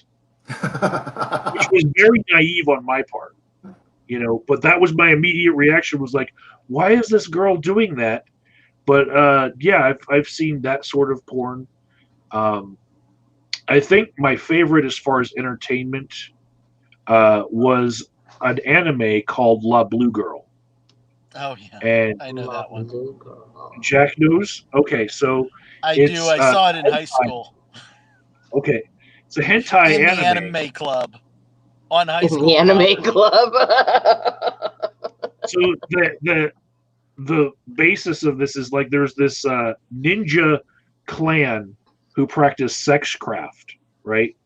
And the main character is Miko, and she goes through this training to where like if she allows one of those enemy ninjas to have sex with her and dominate her, then she loses the fight, and then like the whole world is lost. But like the enemy are like demon ninjas, and some of them have like tentacle penises, that like multiple tentacle penises that will fly at her, and like she has to practice techniques like turning her pubic hairs into like needles that shoot off of her cooch. I have got to see this because this sounds fascinating. I didn't really think about anime porn, but I have no idea what this one was that I watched, but I did watch one time, and the thing that I remember from it was they were literally flying through the air at crazy speeds with like the white lines coming out behind them the way it is in anime, right? And they were just like, it was sort of like if you were to imagine what it should have been when Thor was having sex with Natalie Portman's regular. It just should have been like, boom, boom. It was like this crazy air, like thunder sex. That's how I lost my virginity. Oh, shut up. We heard that. Oh man. Anyway, back to you. So I have a better sense of what I don't like in porn, and I've gone on porn watching things all about the ethics of porn, like a sit down about one of which was the cream pie surprise. That would be what you would search, right? It's to me, it's an act of rape. Ethically, like when I look at the scene, I'm like, okay, so she didn't want to have any ejaculation inside of her. It's rape. If you tell her afterwards, if she said that she didn't want it, and then you tell her afterwards, and she's like, "You jerk," and there's porns online on all of the basic sites that are all about this. That's the term you would search. And for me, I was like, this is like widespread rape porn. This is actually a fascinating topic, like as a kind of a subtopic of because so in the BDSM community, right? And I'm probably outside of that, but certainly within it, people doing scenes that are emulated rape scenes, meaning I have a pre-established relationship with somebody, and I have granted that person the permission to do things, anything they want to me, for example, right? Unless I use my safe word. Like we're just gonna. This isn't a thing that exists for me. I'm saying, but let's just go with this as a premise because it does actually exist, right? So if that person arrives to, I don't know, my lunch hour at work one day and calls me at my desk and says, "Come downstairs now," I do come downstairs now. And if they say, "Get in the trunk of my car, I'm taking you someplace and I'm going to kidnap you," then that's what I do. If that's this kind of relationship we've had. And really what they're doing is they have devised a scene, and this is the kind of thing that both of us know, right? But that the purpose of that scene is to be doing something that I didn't originally, like I didn't consent to upfront, like not immediately that day, right? And that in order for me to get out of it, it's definitely the onus is on me to safe word myself out, right? And so I guess that it's interesting because if you were to think about what does that look like in film, right? What would it look like to emulate a relationship or a scenario between individuals where something is all pre-agreed on, right? I could imagine. I mean, the whole point of somebody setting up an emulated rape scene is because of the thrill of being taken or being able to, the idea of just being able to do whatever you wantonly do whatever you want, right? That's supposed to be the thrill of it. So like in a movie though, I would imagine that all that part is the boring stuff and they just skip straight to the rape fantasy part, right? Because that's what film does. And there's a weird moral quandary there, though. Like that sort of rape porn. It looks more like just that one thing is off. Like she's in the porn saying, "Don't come inside me, don't come inside me," and then he does. There's another thing. The structure of the video, like, so I mean, it reminds me of when you do like, a music video, or like I've worked on heavy metal music videos where you have some gory effect or whatever. The premise of the video is that a murder or something gory is happening, but of course everybody behind the scenes structured the video that way. So I just wonder if that's what we're talking about. Is we're talking about like the framing of the fantasy is for somebody to be surprised. That's what I'm trying to say. There's another version of this. If I understand what Michael's talking about correctly, there's another version of this, and it's called stealthing. If you don't know what stealthing is, and it's stealthing porn, the guy says he's wearing a condom and he begins while he's wearing a condom. Yeah, and halfway through he slips it off, and doesn't say anything. That's rape. I mean, that is rape. But that kind of porn, stealthing porn, is all over the place on porn sites. There's a huge audience for it. But it's rape. I thought, One of the things, so I just want to say, one of the things I find fascinating about like that particular genre, if you will, of porn videos, is porn in general, like everything else you do on the internet, from shopping to casual internet browsing to watching videos on Netflix or YouTube or whatever. Every single second of every single thing you do is monitored and logged by numerous cookies that we all allow onto our computer all the time. And there are strangers that will never meet that know all of your sexual, if you watch a lot of chicks with big butts or whatever, they're going to know how long you watch them for and which ones you watch and blah, blah, blah. And pornography is one of those things that they keep the highest tabs on because it's how the internet was born. Right. I know that there's at least one person who lives in Texas that jerks off to my pictures and porn. So who knows how many others there are. yes. So, I mean, that's a good point when we're talking about consent. We have, in this period of time, we've kind of developed a fairly keen understanding of consent in a very narrow area, which is, sexual relationships, generally, Yeah. straight sexual relationships. Like, that's the area that America has been, having a conversation about.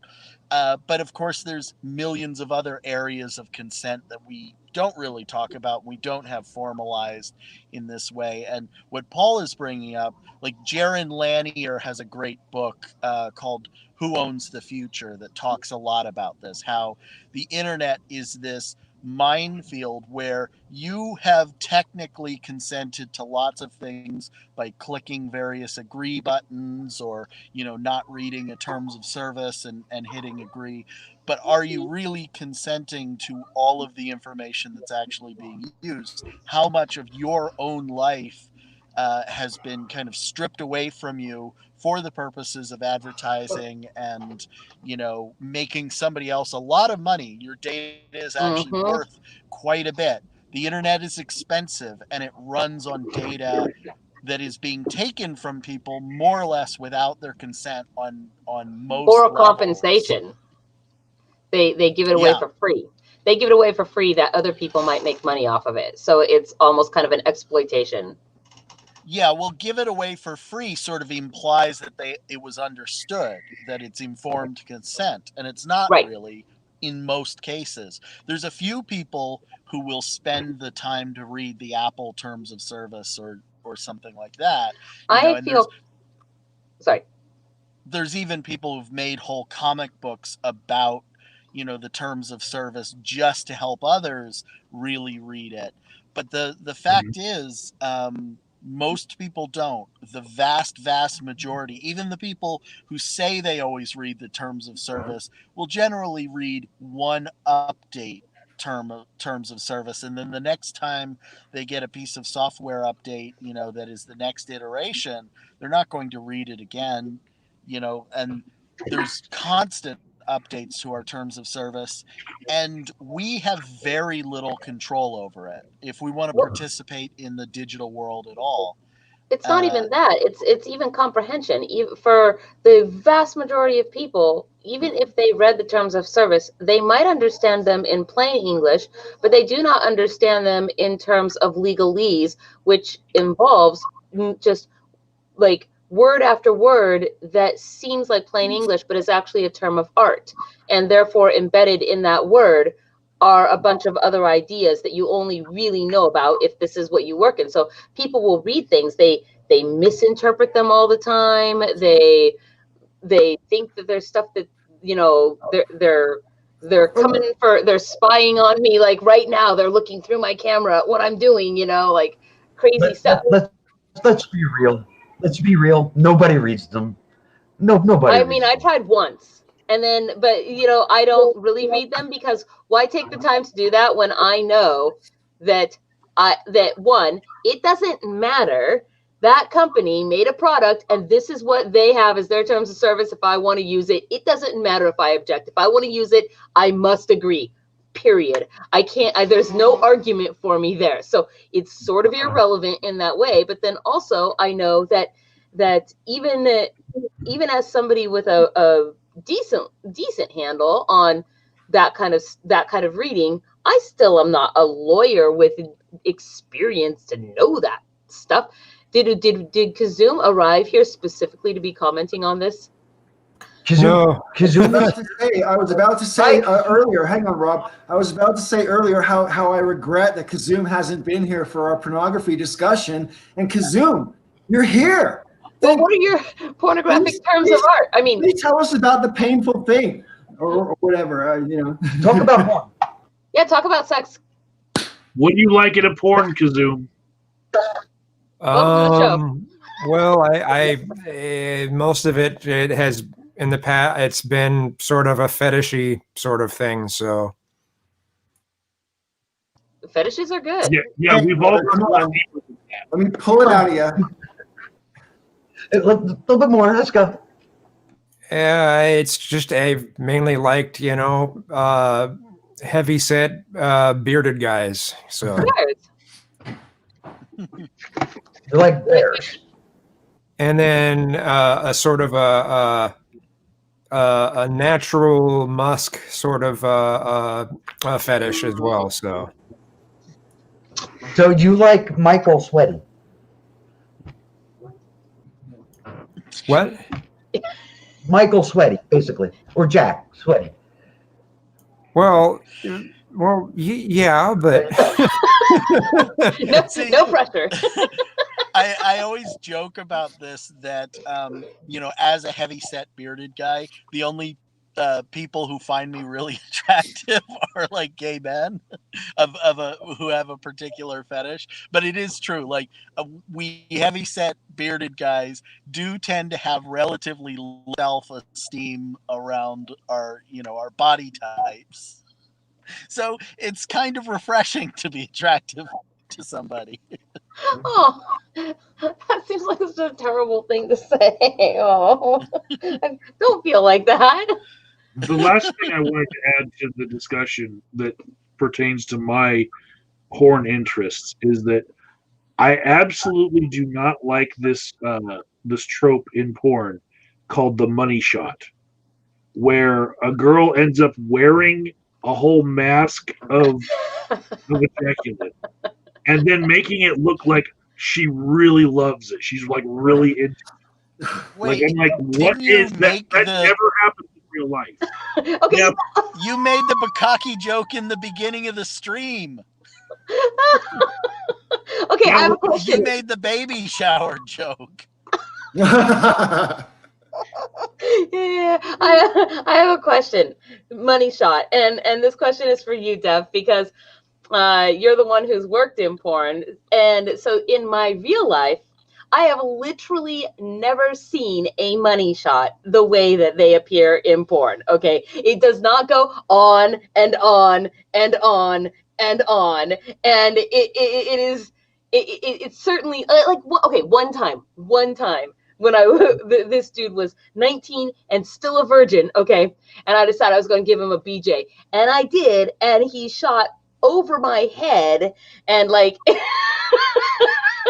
like hit his waterbed thing behind me. Okay, that is like You dodged one a time in bullet. my life.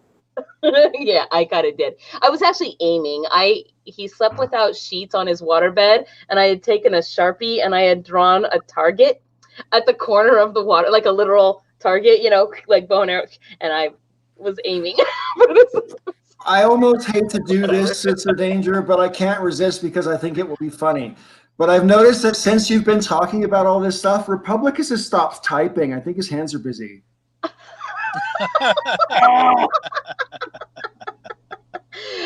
Well, then what I have to say is he needs to work on his motor skills, because I know people that can type and do that at the same time. It might be one finger typing, but they can do it. She laid out the entire path for Republicus. All he has to do is start up an intellectual discussion for hours on end, and then he's in there. Well, at least someone was listening. Okay, so to answer your question, yes, I have seen money shots like you So, see like, that's in a real the thing. movies. But most Ego of Jet Studios taught me this about those type of money shots. There's a product, the horny goat weed, that will increase how much you have inside of you, and then you it makes for better porns, right? The problem with it is if you were to So- get someone pregnant, that semen, the sperm divided very, very quickly, and there's more defects in the sperm, so you're more likely to have a birth defect in a child Fascinating. because the speed at which all of the junk is made inside of the junk is just too fast for human production. What is the horny goat weed? Like, what is the actual? They sell it in corner stores. No, I mean, but what is it? Yeah, what's in it? I don't know. But that's what it is. That's what it's called. That is the product. It's not just a I'm gonna product name. Google That's it. what it is.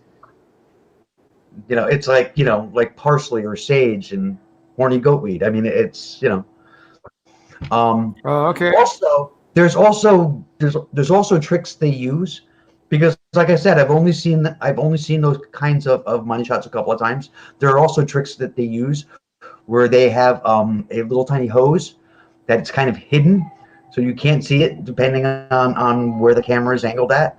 And there's a pump, and it Chunky pumps yogurt. fake jizz. Okay, so that's why it looks like frosting. I mean, I It have to is admit, frosting. the best cum substitute that I ever made was actually made out of yogurt, like Greek yogurt mixed with a little bit of milk to make it, not thick like Greek yogurt's thick. I know you all are wondering, why was I making a cum substitute? I was gonna ask, why did you make a cum substitute? When I mean, you would assume you would agree that there's nothing like the original. I would, as a matter of fact. I'm pretty certain I could probably bottle the original, and I know the right market of people that I could probably sell that to. There's a lot of witchy people out there where sex magic is a thing. I mean, I'm just saying. I'll split the proceeds, guys.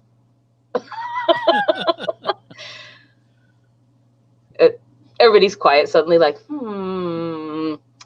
let's see. There's a soap for the face that's unscented called Cetaphil that looks almost just like Interesting. cum. Oh, like a liquid soap. Yes. So let's see. Horny goat weed is a herb. So yes, I guess that is actually it itself is its name. That's not just a product name. And then there's like what I said. So That's what I said. Epimedium is also known as barrenwort, bishop's hat, fairy wings, horny goat weed, or yin yang huo, yin yang huo is a genus of Wait, flowering. did you just say yin yang meow? That just sounds racist. I'm reading like Wikipedia. And it's not Yao, I pronounce it wrong. It's Huo, Huo, Yin Yang Huo. And what do you mean that's racist? Be quiet. Genus of flowering plants in the family of a word that I definitely cannot say without tripping all over. Let's see, whatever. That's it. So there we go. Oh, look, it's kind of pretty actually. What keeps going through my head is ever since you mentioned a waterbed, is like, when is the last time anyone saw a waterbed? In the 90s.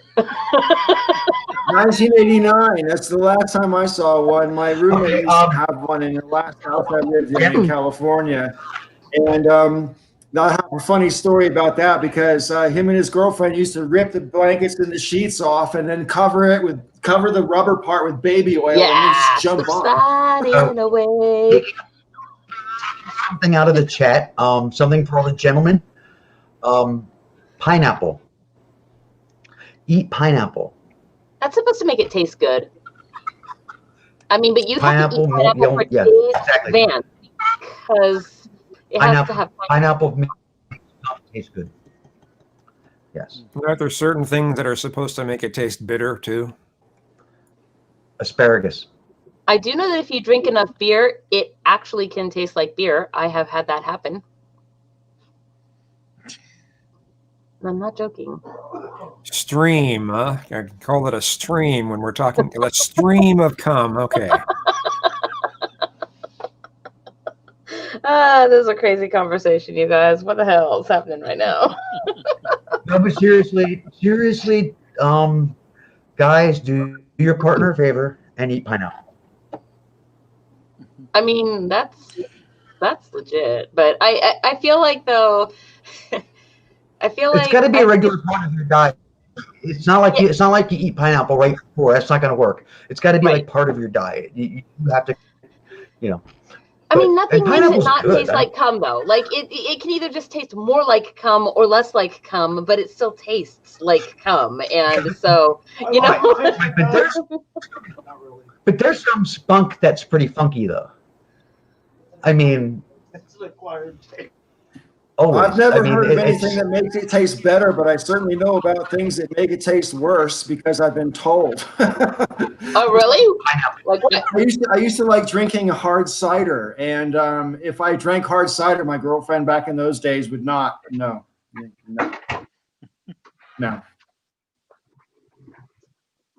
Well, I can't say we've ever had a discussion about this on the live chat. I mean, we the last one we talked about it after the stream ended, but Michael's gonna make some cum. Wait, if you want my Kazoom, recipe, let me know. I'll send it to you after the show. Kazoom, did you just avoid calling this the Breakfast Club? Don't think John out like that. Actually, not on purpose, but. oh man, it's so hard. So we've been talking about this for like an hour, and we can keep going if you want, but or we can change the subject to something like vampires. I think Sister April was just about to go off on that, and I stopped her. No, I was just showing. Well, I mean, yes, Anne Rice wrote a lot of vampire stuff, but actually, I was thinking earlier, just like listening to everybody talk about their particularities in porn preferences, and I guess I got to thinking, I was like, really, because that was the original question that you asked me, and at the time I didn't know maybe how to describe it, but I guess that the things that, so one, yes, a little bit of a storyline, and two, I guess I go for things that are the odd and the extreme. So I would watch horror like things, or like that weird Funhouse one, right? Like I like stuff that's not the. So my two favorite, well, my one. It's so weird for me to say out loud that this is actually probably like my favorite literotica story that I ever read. But it was a couple of years ago, and it was like in their Christmas writing story contest. And I read this story, and the main character was a North Pole elf named Rum Raisin. And Rum Raisin had a terrible elf name. That's a horrible elf name. It's not anything cute, like holly berry or fruitcake. Rum Raisin, right? So terrible elf name. And Rum Raisin was not a very attractive elf. She was misshapen, for like shorter than most of the elves, and a bigger nose than most of the elves, and zits all over her face, and none of the elves ever wanted to go to like the elf party with her or whatever. And nobody would date Rum Raisin because she was just basically a horrible, zitty, geeky nerd, ugly little nerd, right? And so Rum Raisin, she had the worst job of all the elf jobs, which was to clean the reindeer stables. And then one day Rum Raisin was like, well, on Christmas Eve or something, brushing the reindeer, noticed that, hey, that reindeer seems to be turned on.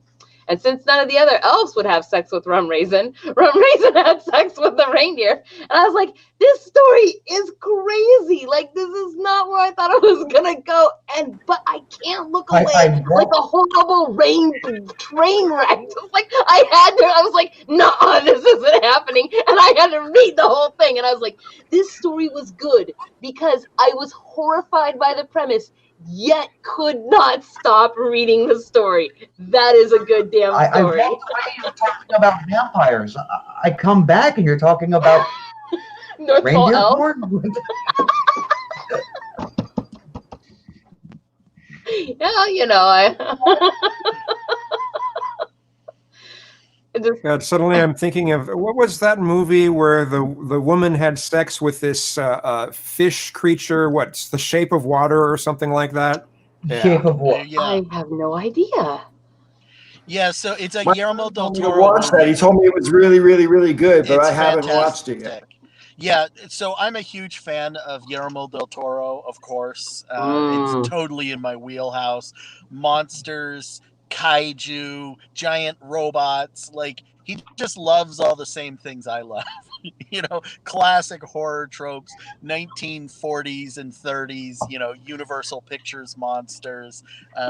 And so Shape of Water is great. It's the most mainstream movie I've ever seen with multiple female masturbation scenes. Wow. And it won an Oscar or like several Oscars because it was just the right year for something that weird to win all the Oscars. But yeah, it's a Now I fantastic, kind of want to watch this movie. beautiful looking movie. Yeah, it's It's good acting, of course, but more importantly, because one thing Guillermo del Toro's previous movies don't have as well is, you know, he's not a great structuralist when it comes to storytelling. He doesn't like really build up character motivations and create arcs and things like that, as well as, you know, some other directors can. And I think The Shape of Water is one of the few movies he's done where he really nails it. You really get, each character gets a fairly thorough introduction, and then, you know, an arc. We understand where they're coming from and what they want, and, you know, how they can improve. And, you know, it has a really great villain character in it too. So it's fun Well, all around. I recommend it. it's a good movie. My only complaint is that you never really get to find out why the villain is the way that he is. That's a thing for me. I always like to know why the villain, because it kind of makes it distinguishes between a villain and an anti-hero, to know why the villain is the way he is. And anti-heroes are, I guess to my mind, far more fascinating than just a straight up, you know, just a straight up like a shallow villain. So that makes I mean, sense. the acting is really good, and he play, and I mean the part. I mean, you hate the guy, but you don't know why he's the way he is. It's sort of like That thing really bugs me when you don't get that kind of character development, because if someone's going to be evil in quotation marks, no one was born that way. So finding out a little bit about, you know, what drove them to that, or why they have some vindictive thing about whoever the other protagonist might be or whatever, you know, to just have it unexplained is insufficient, really. I wonder if that's because Right. we as people, just generally as humans, we seek to have a rationality behind why things happen, and that includes when there are people, you know, that we perceive as evil or bad people. We seek to explain how and why they do the things that they do that the rest of us find so incomprehensible. So a villain with none of that is just beyond our ability to really put our heads around, right? Like, because there is no reason. I think with that character, though, he represents sort of a establishment mentality, so he's not really a villain in the same context that other things are. He's a villain the way Judge Dredd isn't really an anti-hero. Like, Judge Dredd represents the facelessness of the state, and you know, sort of like, he represents a totalitarian kind of worldview. And the villain in The Shape of Water sort of represents the establishment mentality of the 1950s. He's racist. He has a very clear views on gender roles. He's very, you know, rigid in his thinking, and really that's all he has to kind of represent in that movie, is that he is McCarthyism more or less personified. And so I wouldn't say he's the villain so much as the mentality of the 1950s establishment is the villain. And hey, Sirius, how's it going? Hey, how's it going, Jack? We're talking about The Shape of Water by Guillermo del Toro a couple years ago.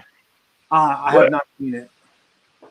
What troubled me about the movie was I recognized the connection between the monster and Hellboy, because it's the same, at least, race of monster, but there was like no story connection whatsoever to Hellboy. Right. Well, because Guillermo del Toro's doing his own sort of take on the creature from the Black Lagoon, and Abe Sapien is a Mike Mignola character who's also taking inspiration from the creature from the Black Lagoon. It's more or less kind of a coincidence that Guillermo del Toro is also the director of Hellboy, but like they don't really share a universe because they're both taking the same inspiration, but they're two different storytellers kind of borrowing from that, 1950s world. Yeah. I mean, it's, God, I had a couple of things I wanted to say. There was the successful villains, or like good villains that we connect with. I was going to change like direction completely and just point out like Vulture in Spider-Man, like is one of the best villains in the entire Marvel universe because he's one of us. He's a guy, Right. Yeah. And we can relate to him, and he can relate to his problems. I mean, he's a villain because he feels like he's been screwed. Right. Right. That's And the thing. by something that we all relate to. Right. And he's not Right. the mustache twiddling, hand wringing, cackling, evil, which of course is very juvenile. I mean, granted, there are a few villains like that in media that are good, like the Baltar from the '78 Battlestar Galactica series. He's just craven. He sold out his people really for himself. He's cool, but yeah, most of those kind of one-dimensional villains are kind of boring and unrealistic. I just jump in real quick and say hi to Joe, because I'm glad you finally got here, man. And Joe, you just missed the porn conversation. Not entirely. We're gonna end up so like what I wanted to ask you is now put your mind in the mindset of pornography, and just, is there anything you'd like us to know, Joe? That's very open-ended and yes, get porn, good. As long as the people involved were not coerced into doing it in any way, then cool. And the thing is, what's funny about porn, I always think of like, it always makes you think of when I hear straight people that are not cool with gay people, the stupid shit that they say, because they'll say that, gays, like they'll say, the thought of two guys kissing turns me off. I'm like, yeah, it turns me off too. You know what I do? How I solve that conundrum? I don't kiss other guys. Ta-da! Because for that matter, there are things that straight people do that I go, so. And I'm sure there's things that I do that people would go, So it's just kind of, to me, it's like, as long as everyone involved is not being coerced, they're doing it of their own free will, they're capable of consent. I mean, there's things I like, there's things I don't like. What's really funny, I was talking to somebody about porn the other day. I don't know if it was from last week or it was another conversation I had, but it was talking about like porn that had like high production values. Because I remember this one porn, I think it was called Night Dreams when I was in college. The main the feature performer woman was a woman named Tori Wells, and she was in most of the scenes. And there's a scene she's with this guy Ray Victory, who was just like statuesque, Adonis looking guy. It wasn't like the usual fat balding, Ron Jeremy, piece of crap. But he was actually well built. Hey, hold on. I like Ron Jeremy. And I'd watch Jack Black in a porn too. Thanks. Cool. Well, like, look, Ron Jeremy, he had technique, he had something going on, but Ray Victory was just like, like ridiculously attractive, well built, the whole 9 yards. And I was like having sex with a brick. I'm just saying. The person I was talking to, I was just saying, like, there's a lot of porn, we kind of put ourselves in whatever we like, whatever kind of porn we like, we put ourselves in that thing. So of course, now I'm not statuesque, I'm not, some hot looking guy, but I remember that scene particularly. I liked because it was the production values were amazing. It was mostly music. There wasn't a lot of sound, and it was just like really hot. And as a black man, I could like project myself into Ray Victory, figuratively speaking, and and imagine my, because that's I wish I looked like that. I wish I was built like that. But I feel convinced that the only women that actually like men that are that ripped are women that are not very experienced in sex or very young. Because or they've only ever been with ripped guys, and they don't, and they don't know, right? Yeah. Because I promise you, not the best sex. Like I can think of one dude that I knew who was pretty ripped. I mean, we're not talking like like bodybuilder ripped, but he was defined that. But and maybe that's because we were both older, right? And therefore kind of knew what we were doing, right? And but for the vast majority of my experience, really early on, my boyfriends were skinny, and then they weren't anymore. So that's well, cool. Hey, any women who like bigger men, they're aces with me. But because hey, if you like big guys, it doesn't get much bigger than me. So, but so I do remember having an encounter with a young woman, and she didn't normally go for guys my size, but we had a good time, and she says, I don't normally give big guys a second look, but I'm going to start thinking about that again. I said, well, yeah, because you got to understand. If you're a hot looking guy, if you're a hot looking guy, lots of women want you. Everyone's after you. Many women are after you. So if you're not like considered like the typical attractiveness, so you get the opportunity to get with somebody, you can't hold back. You got to put all of the stop. Because you want to get a second engagement. You got to do pull all your tricks out and say, hey, if you do this again, it's going to be really even better than this. Yeah, I definitely do think. Oh yeah, go ahead. There's a line in one of the Revenge of the Nerds movies where the hot cheerleader gets with the nerd, and she's like, "How are you so good at sex?" He's like, "It's all we think about." Right. He goes, "Jocks just think about sports. All we think about is sex." Is totally true. The other thing, like I think that the other thing for me, I am far more interested in a person that is perhaps not very experienced but open-minded than I am to somebody who has had sex with however many chicks and knows a bunch of things and knows a bunch of things, right? Like I would rather train you up, right, than to have to somehow be stuck in a situation where I'm like, no, not like that. No, the alphabet is a really stupid thing to do down there. Like that, what are you, 15? I mean, like whatever, just do what I say. Like listen to my words. What about somebody who has a lot of experience but is still open to learning more? Then that's great. That's great. It's really more about being the willingness to be open to receiving whatever it is your partner is trying to tell you. And I like to also try to behave that way as well, right? So it's kind of interesting because I don't know that I guess I see a lot of conversation with regards to this is at least amongst women, and because obviously gay guys don't really hang out with chicks, right? They can hang out. I mean, not like gay guy. oh God, that did not come out right, you guys. What I'm trying to say is gay guys don't really, you know, talk to their girlfriends for advice on doing things like sucking a dick, because they can just talk to other dudes, or they're a dude and they know what, you know, about dick sucking or something. I don't know. What I'm saying is, amongst like girl circles, I often see that, hey guys, Hey, we're talking video games here. You're talking politics. no, I'm not. I'm talking dick. Oh, So, porn.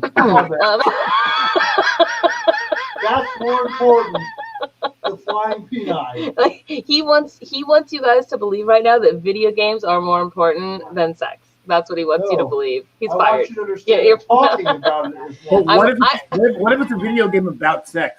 What if it's a video game about sex? Dear God! Leisure Suit Larry. Leisure Suit Larry. Oh my God, I remember that game. Like, I remember that on a monitor that was monochrome. Yeah, that's it. Okay, so anyway, now girls talk a lot amongst themselves about how to get over the hurdle of not liking to give blowjobs or not liking the taste of cum.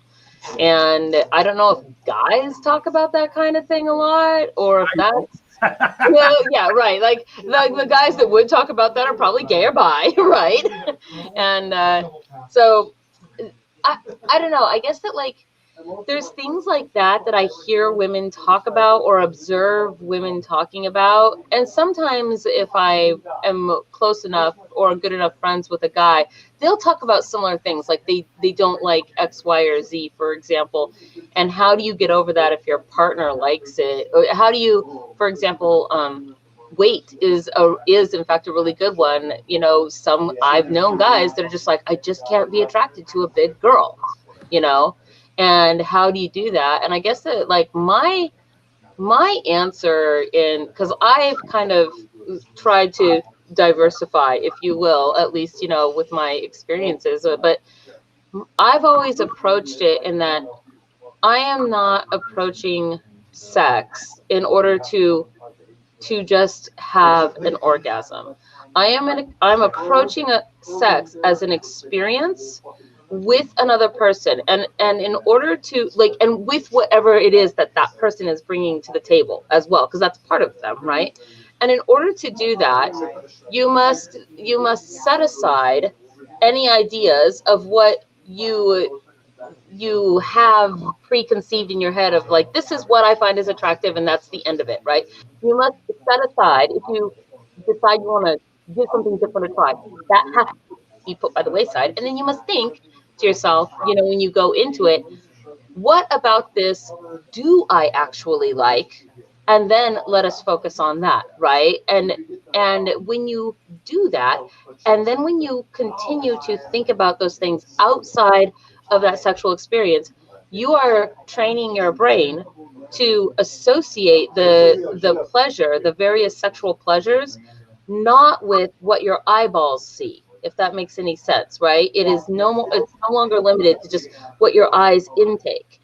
And in that way, you can find that you have sexual pleasure from a great number of, you know, a great variety of people, of looks, you know, of stimuli, some that you never may have even expected, or some that you thought that you actually were against. I mean, I'm sorry, did I say something wrong? No, Jack just keeps dropping off. Oh, His Wi-Fi keeps cutting out. dude, bye. No, come back, Jack. Do it again. Wheel turning round and round. Back, Jack. See? Go back, Jack, and do it again. You're the best. You make me laugh. No, that's my favorite Jack song. And, you know, I've always heard the other one wherever I went. The other famous Jack song. Is it the 40 Ways to Leave Your Lover? Like, Jumping just No, drop off. it's Hit the Road, Jack is. Oh.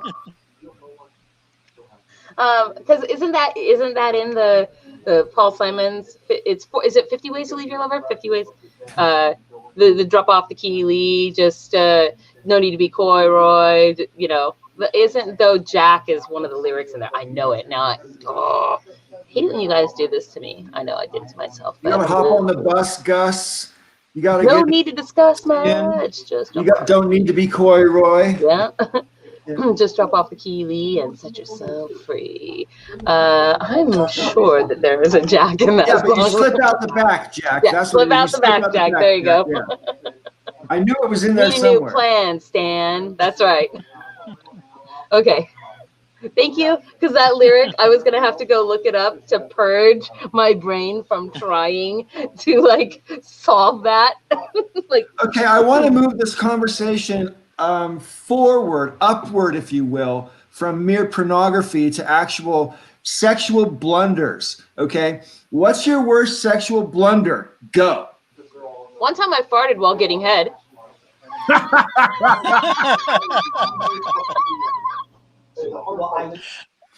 I saw a whole thread on this person who talked about getting pink eye that way. Whole Twitter thread where the person who was accused was very upset that everybody in their friend circle knew that this person had gotten pink eye by giving her head. And the thread just ends like, I saw your anus open up and wink at me. There's a movie called Trick. I don't know if you guys heard. I don't know if Kazoom might have heard of the movie. There's a movie called Trick, and in the movie, there's this drag queen, famous drag queen, Coco Peru. And in one scene, she's yelling at somebody about a guy that she had fooled around with who came in her eye. And she's going, "You ever get cum in your eye? It burns." And it's like one of the funniest scenes in any movie I've ever seen. I can imagine though, because it salty, right? Last week, Rob and Kazoom were mentioning about how when you come out too far and then you try to go back in and you miss, and that didn't sound very comfortable. I've done That that, was but one from of the the- girl's angle. Like where I was Yeah, I mean, that was one of the top things that we were and I got talking up about too far and oops, missed on the way back down. Hurt. It's gotta hurt. Dudes don't care very Yeah, much that's though. what They're we're like, yeah, saying. that hurt for like half a second. Now just whatever, readjust, babe. Oh no! Well, that's what we were saying, I've heard in the stories chat of last week. That's what we broken were saying. penises. I have a Yeah, friend that's we a were legit talking- story. Rob's Yeah. been trying to think. Yeah. He has So a we were whole talking story. about. Oh, sorry, go ahead. So what we were talking about in the after show last week was that at least two people in the chat had probably had that experience from both sides, from giving and receiving the slipped dick, I guess you could call it, and it hurts more on the receiving end. Well, I haven't been on. I've never topped before. I've never been a top ever. So I only know it from the receiving end side. So. It hurts. It hurts like a motherfucker.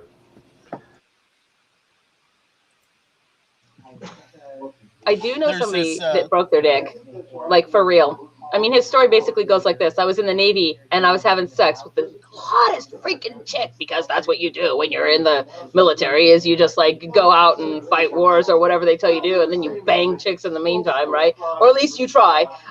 So anyway, so he's like doing the thing or whatever, and then he's like, and she's on top, she's riding me, and all of a sudden there is this horrible pop and the worst pain I have ever felt in my life, and I throw this chick, I mean, off me, off the bed, and I just basically curled up in a ball and cried to myself while she couldn't figure out what was going on, gathered her clothes, and eventually left. And when I was finally able to emerge from the fetal position, I went to the emergency room, where it took three nurses and 2 doctors that were like, oh, that's gonna hurt. Let me get another nurse to take a look at that. I think knows better. And then like pretty soon, everybody there in the emergency room is now looking at my dick, right? Which is swollen on the end and then not towards the base, right? Because it was broken. Now the blood can't go back. It's just stuck there. he's like, and basically the solution for it ultimately is we're going to give you painkillers and good luck, because there is nothing to really be done about it. Just Well, sorry, son, that looks like it hurts. He says that is literally what the doctor said. Oh, that looks like it hurts. well, I think I mentioned in the after show last week that when Suzanne worked in the ER, that a couple came in on a gurney together, like in situ, and what had happened was the guy had popped it, and it's still, I guess on the thrust he popped it, and then it went in, and then of course it swelled up, and he got stuck in her. So they had to bring them in. They had to like sheet over them, and they had to like ice him down so that they could extract him from her. Wow, that's that. I wouldn't want to be the person who had to tell that to my kids. Yeah. My greatest sexual blunder is nowhere near as exciting as anything I've heard here so far. I mean, basically, the first person I ever got into using sex toys with, I mean, we had such a lengthy session, and she had so much to drink that she fell asleep, and I didn't realize she was asleep in the middle of everything for I don't know how long. Oh shit. At least a minute, you know what I mean? I mean, I was busy doing what I was doing, and I looked up and I realized she was asleep, and I'm like, oh fuck. Yeah. That's funny. See, well, for me, it was more of a precoital blunder. I was a woman that I had an opportunity with her. It didn't happen mostly because at the time I had never been with a woman, and I was still stuck in my Catholic boy, mindset. And we ended up like sharing a bed, and I thought, oh, she trusts me, and like looking back, she did almost everything except tear my clothes off and mount me. Totally missed all the signals until the next morning when I realized, oh my God, this woman did almost did everything except rape me, and I totally missed it. So I missed out on it. Just stupid. And she'd been saying earlier in the day how she was horny. And even like when we were she's setting her alarm clock. I said, yeah, set the clock. I have to call into work and tell Jeff I'm not going to be into work. And she goes, yeah, say Jeff, I can't come in. I'm getting laid. So I totally miss out. So a couple months later, we're hanging out. She's working. She was a go-go dancer. And I pick her up from work, and she's like, hey, I had a few drinks. I don't want to drive home. Why don't we get a motel room? I'm like, okay. I know what's going on, because she was fine. But all right, I'm not going to miss out this time. So we get the motel room. We get in. I'm giving her a massage and everything, and she fell asleep. So, I feel like well, I do have a story that might be considered a quasi-sexual blunder to go along with this, but I have to say, I think that it's funny, the massage thing. I have a little bit of a pet peeve about the massage thing. I personally want a massage so I can fall asleep. Like, I do not want the massage for sexy time, okay? Unless you're massaging a particular part of my body, then it's different. But if we're talking like the back massage... Which part would that be? Well, I'll give you 3 guesses. So...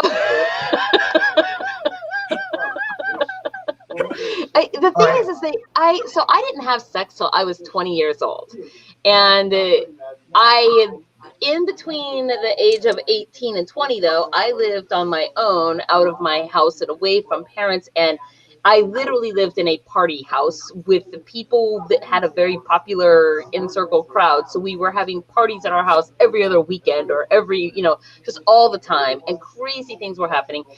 I had no frame of reference for any kind of that activity in life at that time. And I didn't know when I was that age, 20, this is 20, I didn't know that when dudes at parties were giving me back massages, they were not just being nice. Didn't know that. It took me years to have some kind of frame of reference like that in life for various, like you were saying, like you just missed all the sexual cues. And that was very much me. Like when I had sex for the first time, it actually was pretty good. So I was okay with all of with that, but at the same time, I also did it because I was tired of not having sex and feeling angsty about it and feeling like weirdly morally conflicted, because my mom is like, well, don't have sex before you're married. And then like after I finally had sex for the first time and I told my mom, I was just like crying. I was like, oh my God, Mom. And she's like, you're not pregnant, are you? And I was like, what? I was so mad and indignant. I was like, I just had sex for the first time. And she's like, what? He's like, I thought you've been having sex since you were 16. And I was so mad. Like, all I could think, my 20-year-old self was like, I wasted the last 4 years not having sex while you thought that I was. I was trying to be good for nothing. I was so mad. I was like, what? All of this was a lie. Like, this was... so, anyway, yeah, go on. Right. So blunder. I this whole time that Amy's been talking, I was thinking, should I or should I not tell this story? Tell it. So I'm going to tell it. So okay, sexual blunders. My ex-boyfriend and I, we had been together about a year. We went out one night. We went out dancing. We were going club hopping and bar hopping in New York City. We were going gay bar to gay bar to gay bar, and figure this was about 19 years ago. So I was a good looking, young, soft, tiny little thing, back then. And yeah, I was, I'm old. But I was like his little trophy on his arm, bouncing around to all these places in my little tiny tight jeans, getting drinks from all kinds of people. So I got totally plastered, got wasted. He practically had to carry me out of the last bar that we were in. And we went home, and he decides it's time for sexy time, and I'm like, I don't care. The whole world is spinning. It didn't really matter to me. Right? And we get at it, and he's behind me, and all of a sudden I start puking. Oh God! So he kind of just shifts me, so my head is hanging off the side of the bed while I'm puking, and he kept going. Dude didn't miss a beat. That is such an admirable story, dude. Like I admire that dude. He was like, "Don't even care, not a concern. We'll deal with it later." Yeah, that that's is exactly awesome. what it was. Yeah. This isn't exactly a blunder, but it's a kind of funny story. Like, so the way I met Suzanne was through a mutual friend. And it's our friend Carol. So Carol and I, we had this weird animal magnetism. Like, we liked each other, we were good friends, and any conversation, literally, if we talked to each other for more than half hour, the conversation would turn to sex. There's always. But if we hung around more than like 2 hours, we would get on each other's nerves. So we knew that like an actual relationship wouldn't work. So at one point, we'd met in Buffalo. I moved to Pennsylvania. She had moved to New York City. And we kept in touch, and she kept complaining how, like, she had no man in her life, and so she wasn't getting any sex. And I was like, I was single, same thing. So I kept telling her, look, Carol, I'm not going to promise you a lifetime, but if all you're looking for is a weekend, give me a shout sometime, So one weekend she finally calls me and she says, she didn't say specifically, but she's like, oh, my roommate's going out of town. I'm like, yeah, okay, I know what's up. So we go. So you said, I'm not talking about moving in and I don't want to change your life. Basically, yeah, exactly. I know the reference, right? Yes, I do. So I go over it again. I know why she invited me over, but I'm playing coy. I'm not because she was nervous. She didn't have a lot of experience at this point, and so I mean I'm just kind of taking it slow, and then she's like, then she kind of suggests, hey, kind of getting a bit more involved. And then she had to go to the bathroom. Then she said, I hear her go, oh no, and she was on her period. And I was like, oh. What? Yeah. That's go time. I don't know what you're talking about. Well, you gotta remember, neither one of us was terribly experienced at the time. So for us, it was like, and she didn't want to at that point. I wasn't going to push the issue, but see, I mean, to make a really horrible and off-color joke, that's what I call raping time, right? For the other person, I'm like, this is the time where now I will mark my territory, right? Like that is what that is. I'm like, so this one is like not a sexual blunder exactly, but it sort of is, but not exactly. But here's one. So funny. I guess it's more of a funny sex story than anything. But so one time I was not really dating this guy. So yeah, not dating because we knew that we never would be like a relationship. It would never be a long-term thing. But then also, like I was saying earlier, like I don't like to have just like one-off sex. So, but I have had partners in my life where I slept with the same person for, a year or more. And then when we were done, we were like, okay, thanks for a good time. And, like went our own way. Right. So there was this guy, we called him Mr. Wednesday. Because that was when I went over to his house once a week in order to have sexy time, and so that's how we got the. So Mr. Wednesday, and one time I was at Mr. Wednesday's house, and back then it was all bare, everything was shaved, right? There were no more trees in the jungle, so and I had decided for some reason or another that I wanted to try to do like sexy time or some I just wanted to be like silly and different and change it up or whatever. And he had brought home some whiskey and I was like, give me some of that whiskey. So he gives me the whiskey and I shaved before going to his house and I pour this whiskey right down between my boobs and it runs, and it was Home Alone downstairs in the nethers, and I was like, ah! Like, thank God we were all like naked and stuff. I was like, it burns. That was what I said. It burns. Lick, motherfucker. That is what I said. I'm not joking. I was like, I'm going to do like a stripper move. And then I was like, no. Oh my God. I didn't understand that scene in Home Alone until that moment. Right. I didn't understand. Like, I didn't know why he did that. Like, when I was younger, I thought the whole reason he did that on his face was just because he was shocked and surprised at the whole process of having shaved his face for this first time. I had no idea aftershave burns when you put it on freshly shaved skin. Because alcohol content. You just reminded me of something. I have to actually jump backwards a little bit to the porn conversation, because I know Rob and Michael and Joe were definitely on YouTube about 10 years ago. You guys might recall this, but there was a case going through the Australian Parliament, Sister Danger, where the parliamentarians were pushing a law to say it was illegal for female porn stars to have boobs that were too small because they didn't want people to think that they were underage. And my first reaction was, well, yeah, but I bet they're not saying you have to have full muff, right? And surely full muff is more of a sign of womanhood than whether or not someone has big or small boobs. So yeah.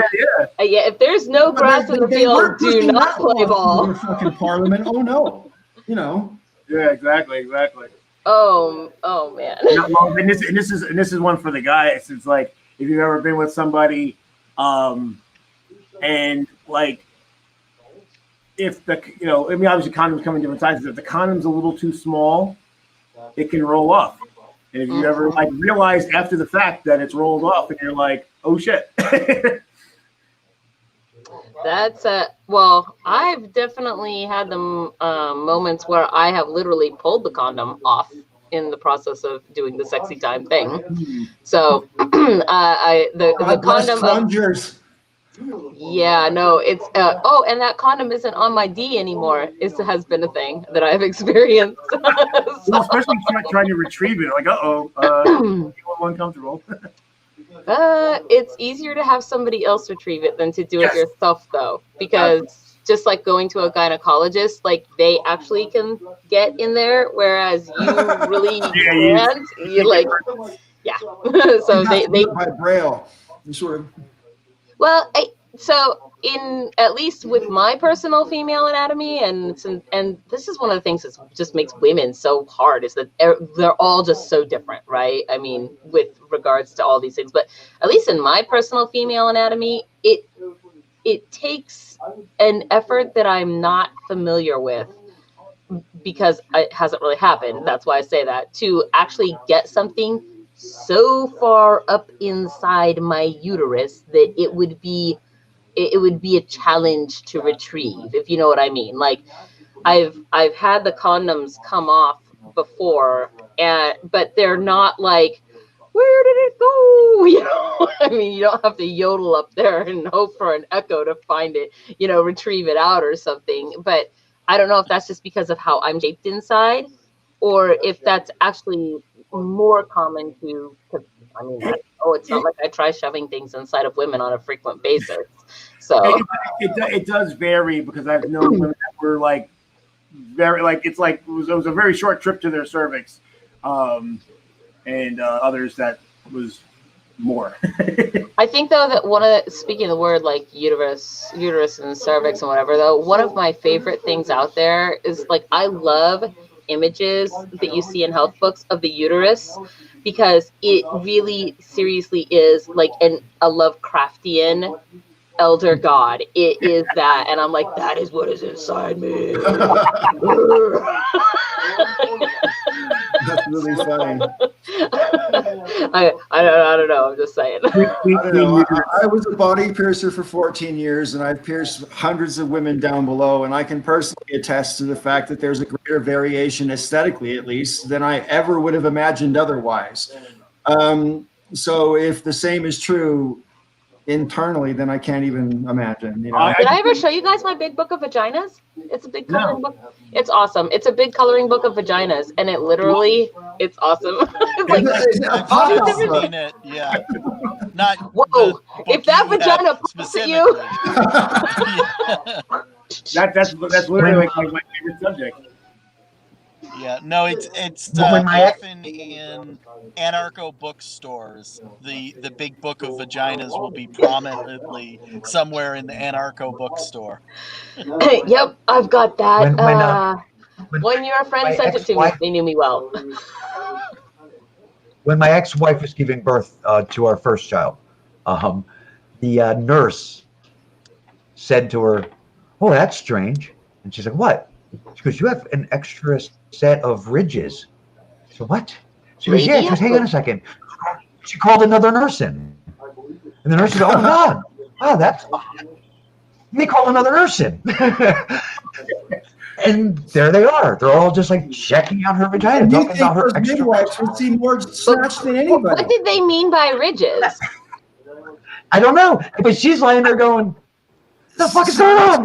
There's ridges. Some people have, like, what you call the bearded clam, or the the meat taco, the taco with a few bits of bacon in it, like, you know what I mean? I mean, like, seriously. I guess that don't all vaginas, like, you have your labia, right? You have your little clitoris, and then you have where the penis goes in right here, and the area right around that. Is that not what we're talking about? Some people have wings, and then sometimes they have, like, these proper ripples that go all the way from the bottom to the top on both sides. It's like a second labia. Yeah. Yeah, I mean, and that's the thing is, some are finely sculpted, and some look like you just took an M80 and stuffed it in some clay and went boom. Well, I have to say that my experience with vaginas is, in fact, more limited than my experience with penises. So, yeah, I think. What? And sadly, I am normally the expert on penises in any crowd, because while dudes can attest to themselves, I'm pretty sure I've got more variation in penis exposure and experience than, like, you. And so, unless you want to argue that, but right now I'm sitting on a panel with, you guys. And so, not anymore. And Rob. Damn it. There's two of us in here that'll probably know a little bit more about that topic. Because I don't. She doesn't have to say a damn thing. Kazum's a slut. We all know it. Actually, I have such bad self-esteem issues around sex, because I haven't been able to enjoy. If I'm with someone, the only thing that I end up focusing on is trying to pleasure the other person. If someone tries to pleasure me, I have so many panic issues. I've never been able to enjoy sex. Wow. I find this very sad.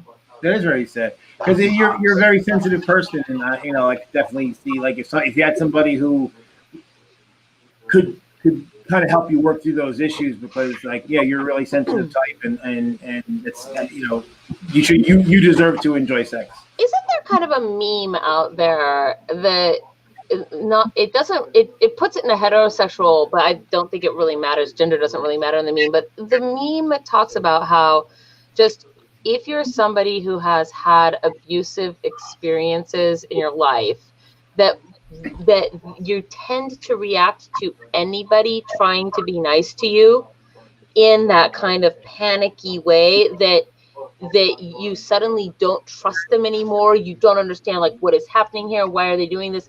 Because you have literally, through your abusive experiences, your brain has been taught that because they gaslight, I don't want to use that in a clinical term, but in a colloquial term, those ideas become mixed up, right? That the people who are the abusers tell you that the abuse is their form of love. I only beat you because I love you. I only, this is tough love or whatever it is. And then when you experience somebody actually being genuine, you struggle with recognizing that as a genuine care and not somebody trying to manipulate you or trick you or something that's going to be good and then be ripped away from you, and I find that very, I hate to hear that is your situation, is what I'm trying to say. Yeah. But well, it's like it's this feeling like I don't have the right to enjoy myself with someone else. That's the thing that goes through my head. Well, and I can relate to that too. I mean, I told that girl that I totally missed out on, because here she was like tell me how she wanted to have sex and doing everything but throw herself at me. And I don't think part of it was the Catholic thing, but part of it was also I couldn't believe that a woman this sexy and pretty would want me. And it was just not something that I could deal with, and even as much as I wanted, because obviously I was dating her, I was trying to, that's what I wanted, but when the reality of it hit me, it just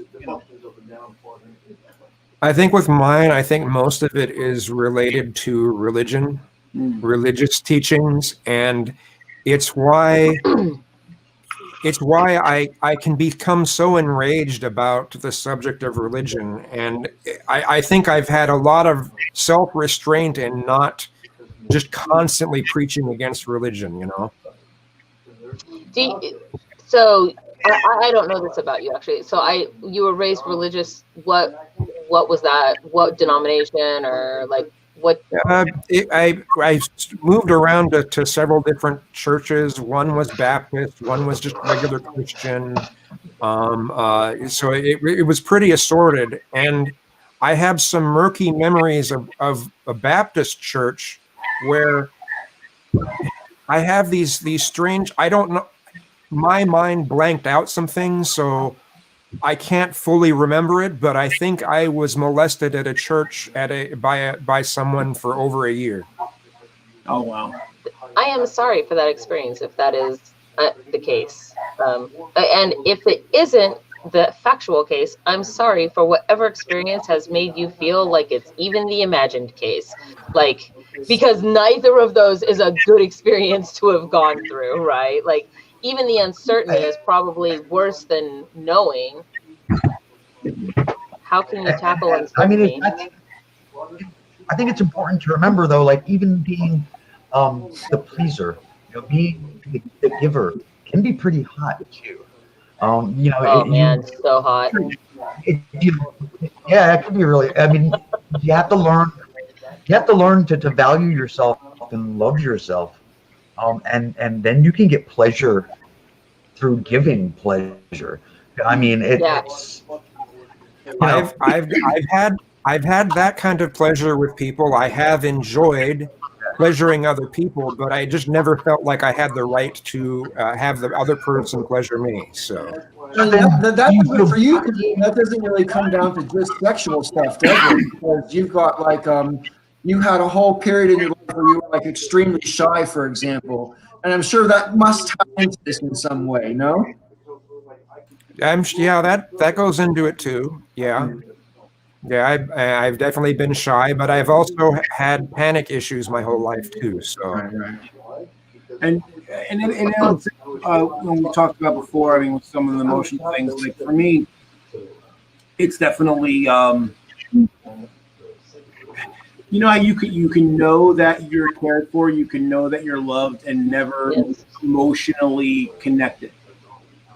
So you can know it cognitively that all the evidence is there, that there's many people in your life that care, that go out of their way to show that they care and to be there for you, but emotionally just not be able to actually feel loved.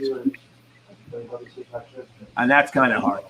I'm finding this actually a fascinating turn in our conversation. I'm glad you guys are sharing these things. Because that's I will lighten things up with one of those sexcapades gone wrong that Paul actually asked. So the weirdest thing in the middle of sex was extortion. Was what? Extortion. Oh, that's what I thought you said. Yeah, this was 20 years ago. I was in the Army, and I was in the barracks. Like, I had a room in the barracks. And my girlfriend flew to Washington to be with me, and I didn't have enough money for a hotel room. After helping pay for the ticket to fly her up there and everything, soldiers don't make a lot when you're in the Army, when you're living in the barracks, right? Thank you. So she was in my barracks room. We were getting it on, and I heard a loud bang on the door. And so I get up to answer the door, and it was the sergeant from my unit. He thought I was going to be seeing over the weekend. There he is, right at my door. He looks in and he sees her. He looks at me and he says, "I need you downstairs in your PT uniform in 10 minutes." Right? So I thought, but when I get down there, I'm in so much deep shit for sneaking a girl into the barracks. Right? I get down there, and there's 3 other guys in their PT uniforms. I'm like, holy shit, how many people did he catch? So he tells us all to get in the back of his truck. And I thought, well, maybe we're going down to like the MP station or something. He's going to turn us all in. We drive up to his place, and it's not even his place. It's some other sergeant on post who was moving out. And we thought, is he going to help us or have us help move this other guy? Was he just rounding us up to like move this other guy? No. This other sergeant who was moving out of like an actual house on the base was leaving behind a shed in the backyard. And the sergeant that got me out of the barracks, he wanted the 4 of us to hold the shed at 4 corners while it was on the back of his truck, but it was oversized. And we walked across post balancing this shed so he could have this shed that the other sergeant was leaving behind, right? And when we finally got to his house, which was all the way across post, we had to take it off and set it down in his backyard. We got back in his truck, and he took us back to the barracks. And he didn't say a word to turn me in. But the whole time I was helping him, I was thinking, I better not screw this up because he could turn me in. So this guy extorted basically me helping him move a shed because of sex. Oh, that's so good. Oh man. I'm so glad that's where the story went, because when you said extortion and sex and commanding officer, I was really terrified it was going in another direction. I was like, this should be a literotica.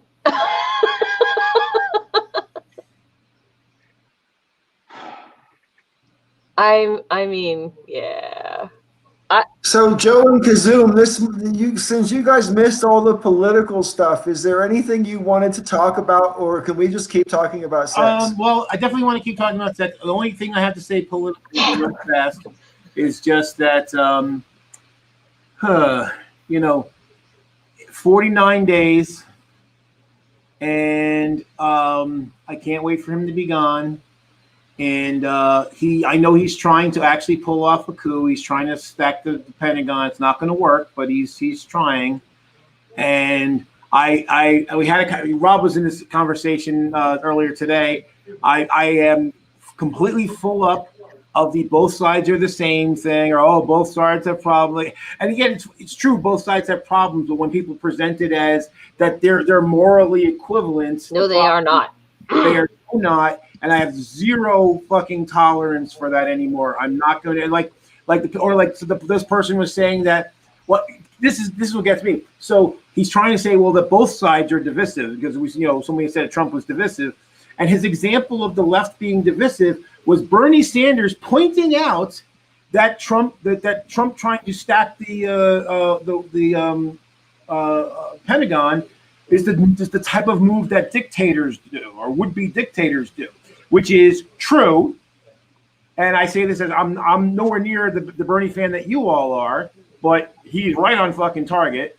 And this idiot was basically trying to say, well, see, the left is just divisive. I'm like, yeah, you're the kind of person that when we're dealing with Nazis wants us to sit down with Nazis and Jews and say, well, Jews, would you consider, maybe if only half of you would be obliterated just to, compromise, split baby, And fuck that and fuck people like that. They're intellectual zeros. They think there's some nobility in pretending that if we just go, we are the middle. If there's two positions and I pick the middle, that I'm fucking Solomon. You're not. So in fact, the funny thing about that splitting the baby is they totally misunderstood the story of Solomon. The story about Solomon isn't that he's dividing the baby in half. He's trying to suss out who the real mother is, because the woman who is just being greedy doesn't give a fuck about the baby, but the actual mother says, I would rather sacrifice my baby to the other woman than allow my baby to be harmed. That's what the fucking allegory is about. And these fucking idiots think that this is some sort of I'm wise because I'm splitting the things. And here's the thing. Read a different fucking book or read some comments on what shit means. Joe, here's the thing about that guy. We're talking about the dude on your Facebook, right? Yeah, he's gay. Okay. And he's a student counselor at a school, and he's married. He and his husband, they recently bought a house near me. I've known the guy for years. He's been attracted to me, hit on me all the time, and just never. I was never feeling it. And over the years, I've blocked him several times because he would always come out with these very wishy-washy stances on things that are matter of life and death, or matter of whether or not he has rights or not. Which is dude, you don't have the intestinal fortitude to stand up for rights that protect yourself. The fuck what do you stand for? Right. If you can't stand up for yourself. It's interesting because I was thinking while you were talking, Joe, about what is really behind when somebody not what we think, people who are, predominantly don't define themselves as right. I don't think anybody here does. But what those people think they are saying when they say things like, well, we need to be, because on the right, this issue is presented, it's framed as being a free speech issue, that no matter how terrible the ideas are, that we cannot risk even a little bit of censorship lest we risk all of the censorship, right? And it's interesting I guess I was just thinking, I don't know if you guys are familiar, but Christopher Hitchens made a speech about yelling fire in a theater. And it's just a brilliant speech of his. It's quite eloquent. And, I mean, I'm a Hitch fan, but Hitch slap. But it's just a very good speech. And I feel like this nuance is sort of the difference, right? They're talking about they're trying to say that, well, we need to, both sides are equally bad. We need to listen to everybody's argument or whatever. But the reason that we don't yell fire in a theater is because we know, like, it has been argued already and shown to be, like, yelling fire in a theater is okay, right? Like, is what I'm saying. Like, this kind of speech, fire in a crowded theater, right? What I'm trying to say is that certain ideas have already been argued through to the point that the broad swath of society understands that there is no reason to entertain this notion anymore. In the same way that we don't talk about, well, I mean, is it really wrong if we beat our wives? Right. And this has long since been argued and doesn't need to be discussed anymore. And I think that they feel like they're defending the fundamental premise behind free speech, but we feel like we're saying this doesn't matter. Like, we're not attacking free speech. We're saying this doesn't deserve a platform because it's so long done that why like move on. Well, here's where Hitchens misses a little beat here, because I am pretty familiar with this particular speech, which is that it's not that the idea ever gets any better, but the fact that people die off and new people are born all the time. And so new people do have to be reintroduced to ideas and have to have them explained why they're wrong. And that's the important part of having a conversation about things that should be dead topics, but they're not dead topics because new people are introduced to them all the time. And there are, like, I used to believe that, my generation, when I was, very young, we were all very progressive and the conservatives would all just die off and go away. And, as I got older, that turned out not to be true. New young conservatives are being born all the time. And because of that, there's also a lot of people who are not very well aware of history. And I'll let Joe speak in just a moment. I'm almost there. Just that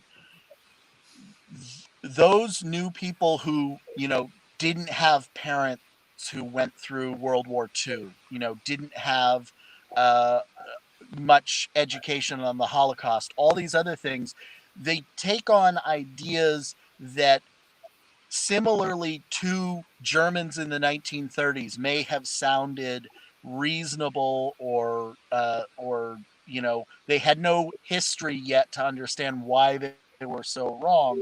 Those same kids are learning that in the same kind of context where they don't have the historical knowledge to understand what's so wrong about the argument.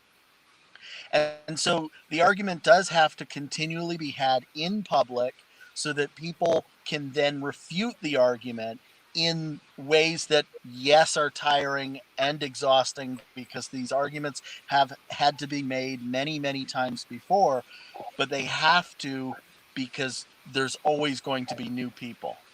See, the thing is that, of course, since the argument's been had, I mean, to me, I'll just say, hey, well, go look at somebody who put this argument way better than I did already in the past. But the other thing, though, too, what Sister Danger said, where I get irritated by the side that wants to keep rehashing, because in a lot of cases they already know this. It's not that they haven't been exposed. Is that basically they're trying? Green Machine put it well. They're trying to prevent the new arguments by throwing back the old ones.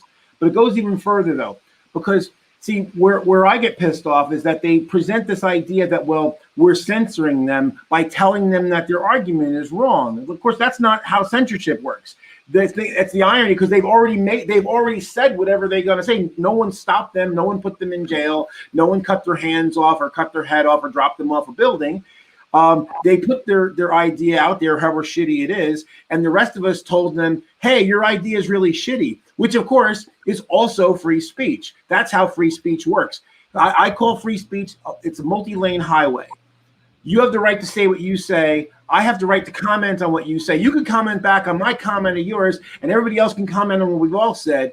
And but it's basically it is gaslighting though, because they basically try to play the victim.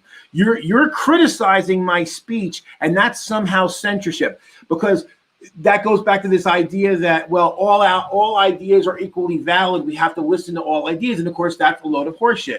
If I say, you know what, people should be able to go to the nearest baby, cut their head off, and drink their blood, bullshit. I mean, I've got to justify, and that's the thing. What they also miss is they have to justify their idea, and that's the other part too. You have an idea, you think whatever, it's like. Every once in a while, I usually don't engage right-wing libertarians that much, because it's the same horrible arguments over and over again. Every once in a while I will, if someone's coming at me a little that seems a little more reasonable, but they get angry when I cut off the conversation, because I say, okay, well, give me your best position. And unless they give me something new, and they never do, it's like, well, I personally have already had this argument. Maybe somebody else hasn't, but I'm not interested in engaging in your shitty argument for the umpteenth time, because I've already heard the same bullshit you're telling me that you think is new. Just like back when we were more engaged with in the religious discussions with fundamentalist Christians, and they keep trotting out Pascal's wager and the ontological argument and all the same horseshit that we've heard 300,000 times. Somebody else wants to have that argument, sure, and I think I agree with you, Jack, that we definitely need to point them to the answer. But as a person, I'm not willing to spend a lot of time engaging them on that, because it's a waste of my fucking time. I'm 52, black, diabetes, hypertension, and a number of other things, and I don't know how long I got, and I sure the hell don't want to waste a lot of time talking to assholes. Right. I super have to go to the loo really fast. The platforming. Yeah, I agree. So, I agree with a lot of what you both said. But I think it's important, like, just because somebody wants to have a conversation or they want to engage in a conversation, doesn't mean that you personally need to engage with them in that conversation. But I do think it's important that someone has the discussion for the reasons that Jack has said. Yeah, people die off, and new people, and they might not have. They might have some ideas about the conversation because they've been around, they've been exposed to them, but they might not have the nuances that they're going to get until they engage. So there's that. Also, sometimes some ideas on things that we've had discussions about as a society or as a culture, that we can say that we talked to death, and we've decided that X thing is bad, but it's really not, because we've never had a serious or a honest discussion about it. We just fooled ourselves into thinking we've had honest discussions about it, like socialism. And that's something that a lot of us nowadays seem to be finding out. Or police violence, yes, exactly. And these are both things that today a lot of people are realizing we've never had serious or honest discussions about these things. We've been lied to. And to your point, Rob, that's actually why I actually made my channel in the first place, my YouTube channel, because I would get into these discussions with creationists, anti-science people or whatever, and I got tired of typing out the exact same missive 800,000 times. And I said, so my idea was, I'll make a video, I'll explain my thoughts on it, and then I'll just post it. And then if I run into somebody, I'll just send them a link. Go look at this. There's my argument. I mean, but so I agree. Joe, there are certain things like Nazism. God, do we need to discuss this again? Do we need to fucking discuss this again? Yeah, we kind of do, unfortunately. It sucks. It seems like a waste of time. And some of the people that are talking about having the discussion are only talking about having the discussion so they can derail from other things. That it's, for some of them, they're sea lining. Right. But it's just like the debates we had with Christians. It's not always about the person we're having the conversation with. A lot of times it's about the people who are watching. And that's another reason why I think it's important. What's sea lining? Sea lining. So I'd like to go into sea No, lion. no. What is sea lining? I'll describe it. Okay, real quick. hang on, Jack. Hang on, Jack. It comes from Sea lining. a 2013 or 2014 comic about a couple who are having a conversation between themselves, and the woman says something about a sea lion, something derogatory, and so a sea lion overhears her and then wants to debate her through the rest of the comic, all the way until it's tea time, it's dinner, it's late evening, and the point of the comic is to show this sort of bad faith actor who is wanting to have the conversation in a way that is exhausting and derails things and everything else. But I do have a problem. I have a real criticism of this comic because the woman does actually say something bigoted about the sea lion, and the sea lion is defending his personhood as an entity. And so the comic is it's become sort of a meme in a lot of ways, and people use the shorthand of sea lining, but it's not as good and clear cut as it should be, considering the actual source of the term. Often you'll know a sea lion when you see one, because they'll say things like, "I'm just asking questions." You know, Yeah. Why do you think it's okay for gay people to live openly? I don't have a problem with it. I'm just asking questions. Yeah. And it becomes obvious that they're not just asking questions. They're trying to disrupt the conversation. Right. Or like I remember a video, and I can't remember the YouTuber's name. It was YouTube atheist, and from Britain, and they were kind of a shitheel all the time.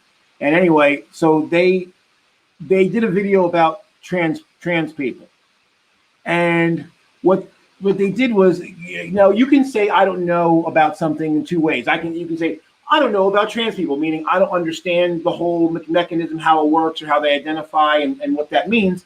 Or you could say, well, I don't know about it, like that dubious kind of way. And he presented it as though he meant it the first way, like he was trying to understand, but he really was putting it in the dubious way that he already had a position, and he was going to try to push the audience into his position he already held, but make it seem as though he was having some intellectual discussion with himself when he really wasn't. So that's another kind of form of it. So basically, he was like trying to come up with all these he was trying to justify a position he already had, but pretend that he was trying to rationalize it, reason it out, and he wasn't. Hey, thanks for explaining. Yeah, no problem. How do you know if I somebody's just wish doing the that versus original being comic was. serious? What's that, Jimmy? Nothing. I just wish I'm the just gonna let original Jack comic that the term comes from was more clear. That's my only problem with it. Yeah. Because it does Amy, muddy the waters. Sister Danger, what were you going to say?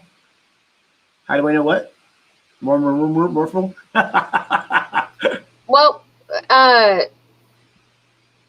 so recently I experienced a thing on my Twitter, a couple things actually, where in conversations with people, I would say things and then be accused of not being sincere. Be accused of asking these questions insincerely, as essentially at sea lining, I guess, if you will, right? Which is not the case, because what's the point of having a conversation insincerely, right?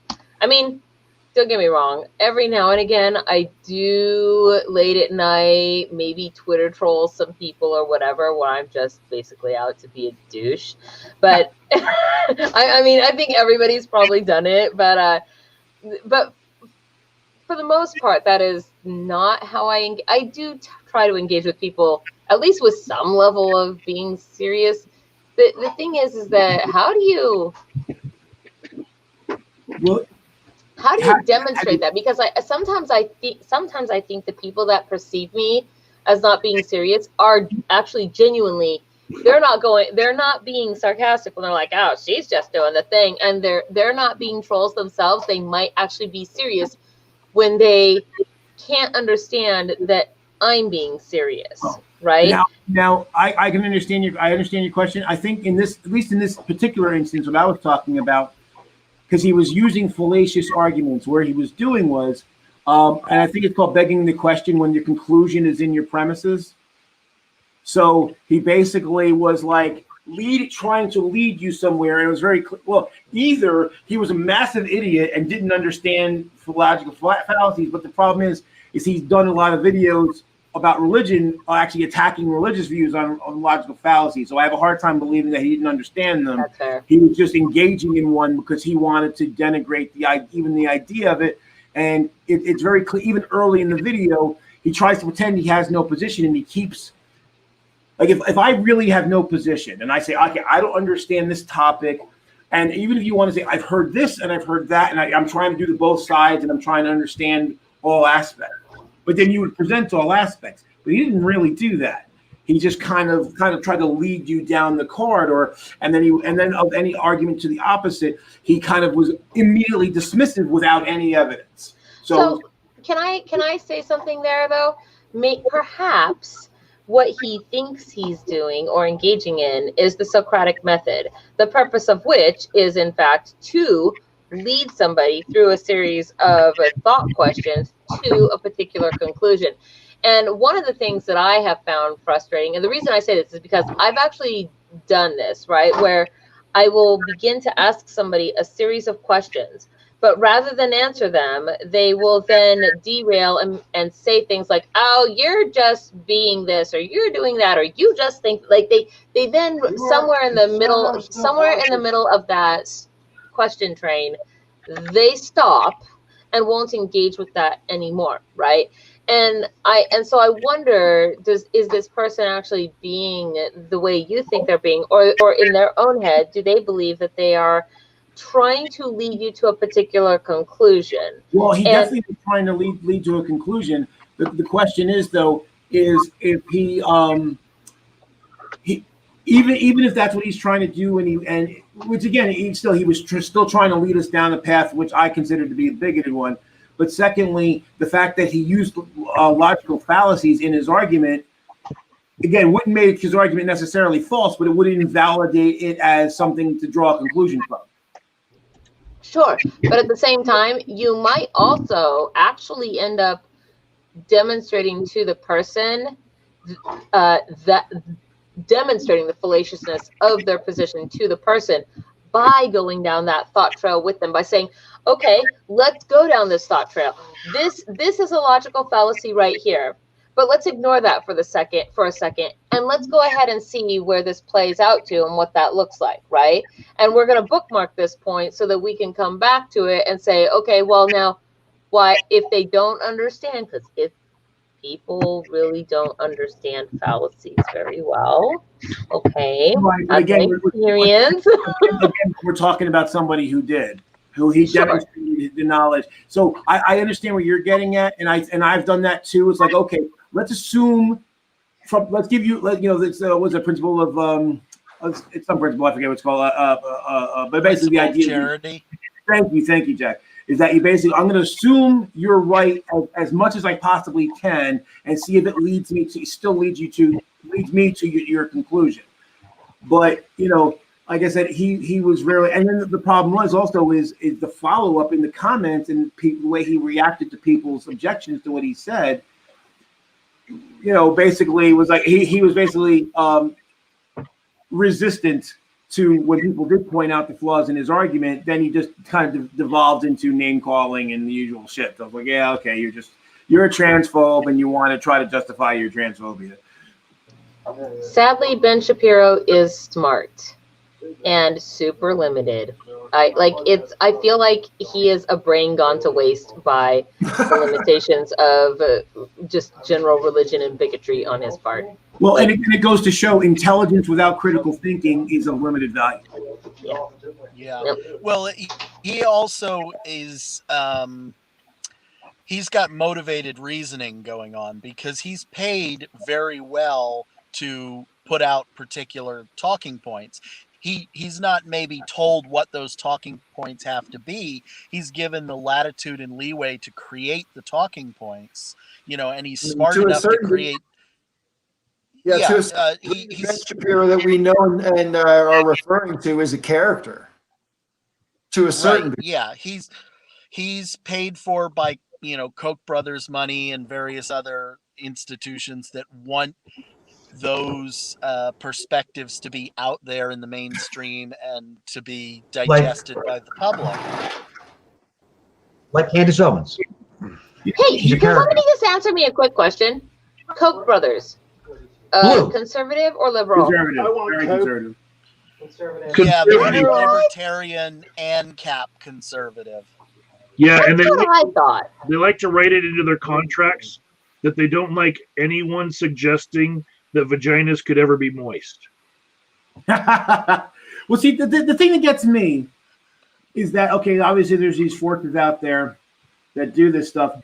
The thing that bothers me the most about them, I mean, beyond the damage and destruction they do, which is considerable, but at some level, if you know that you have to, in order to promote your side, that you have to tell falsehoods and lies and prevarications and misdirections and so forth, that has to mean at some level you know that your position is wrong. So, but you're doing it anyway, and that's even more cynical. Because again, if you just have fucked up ideas and you don't know better and you do bad things, that's bad. But if you actually know better and you do them anyway because there's money in it or whatever, that to me is way worse. Okay. And with that in mind, I want to give y'all a list of people, and tell me what you think. Candace Owen, Tucker Carlson, Janine Pirro. I mean, these are three that jump to my head that will literally say anything for money. Am I wrong? Yeah. Well, and we know with Candace Owens that, she was on the very far opposite end at one point. I mean, she was sort of trying to make money as an ultra sort of SJW, liberal at one point, and that wasn't working out very well for her. So she completely switched side and discovered, giant money bins of cash were available. Yeah. I would say, as far as Tucker Carlson, see, the thing is, Tucker Carlson has been a right-wing stooge for a very long time. So I think it's a combination of being a true believer and being a cynical fuck. So it's a little bit of both for him. And Janine Pirro, she was kind of batty before, but she's actually gone way off. I think she's deranged, actually. I think there's something wrong with her. Candace Owens, I think, is just an opportunist. I think Tucker Carlson is probably actually quite intelligent. I'd probably say I think he's probably more intelligent than Ben Shapiro. I also think that Tucker Carlson understands who is paying the big fat bill that he gets in a paycheck, and he absolutely does not give a flying F about it. Like, I don't even care. Yes, your fucking choices. Okay, I have two things to say. Number one, just in case people in the audience or in future audience members don't realize what's going on with the titles on everybody's names, it has to do with boobs. All right, that's all I'm gonna say. Right. All right.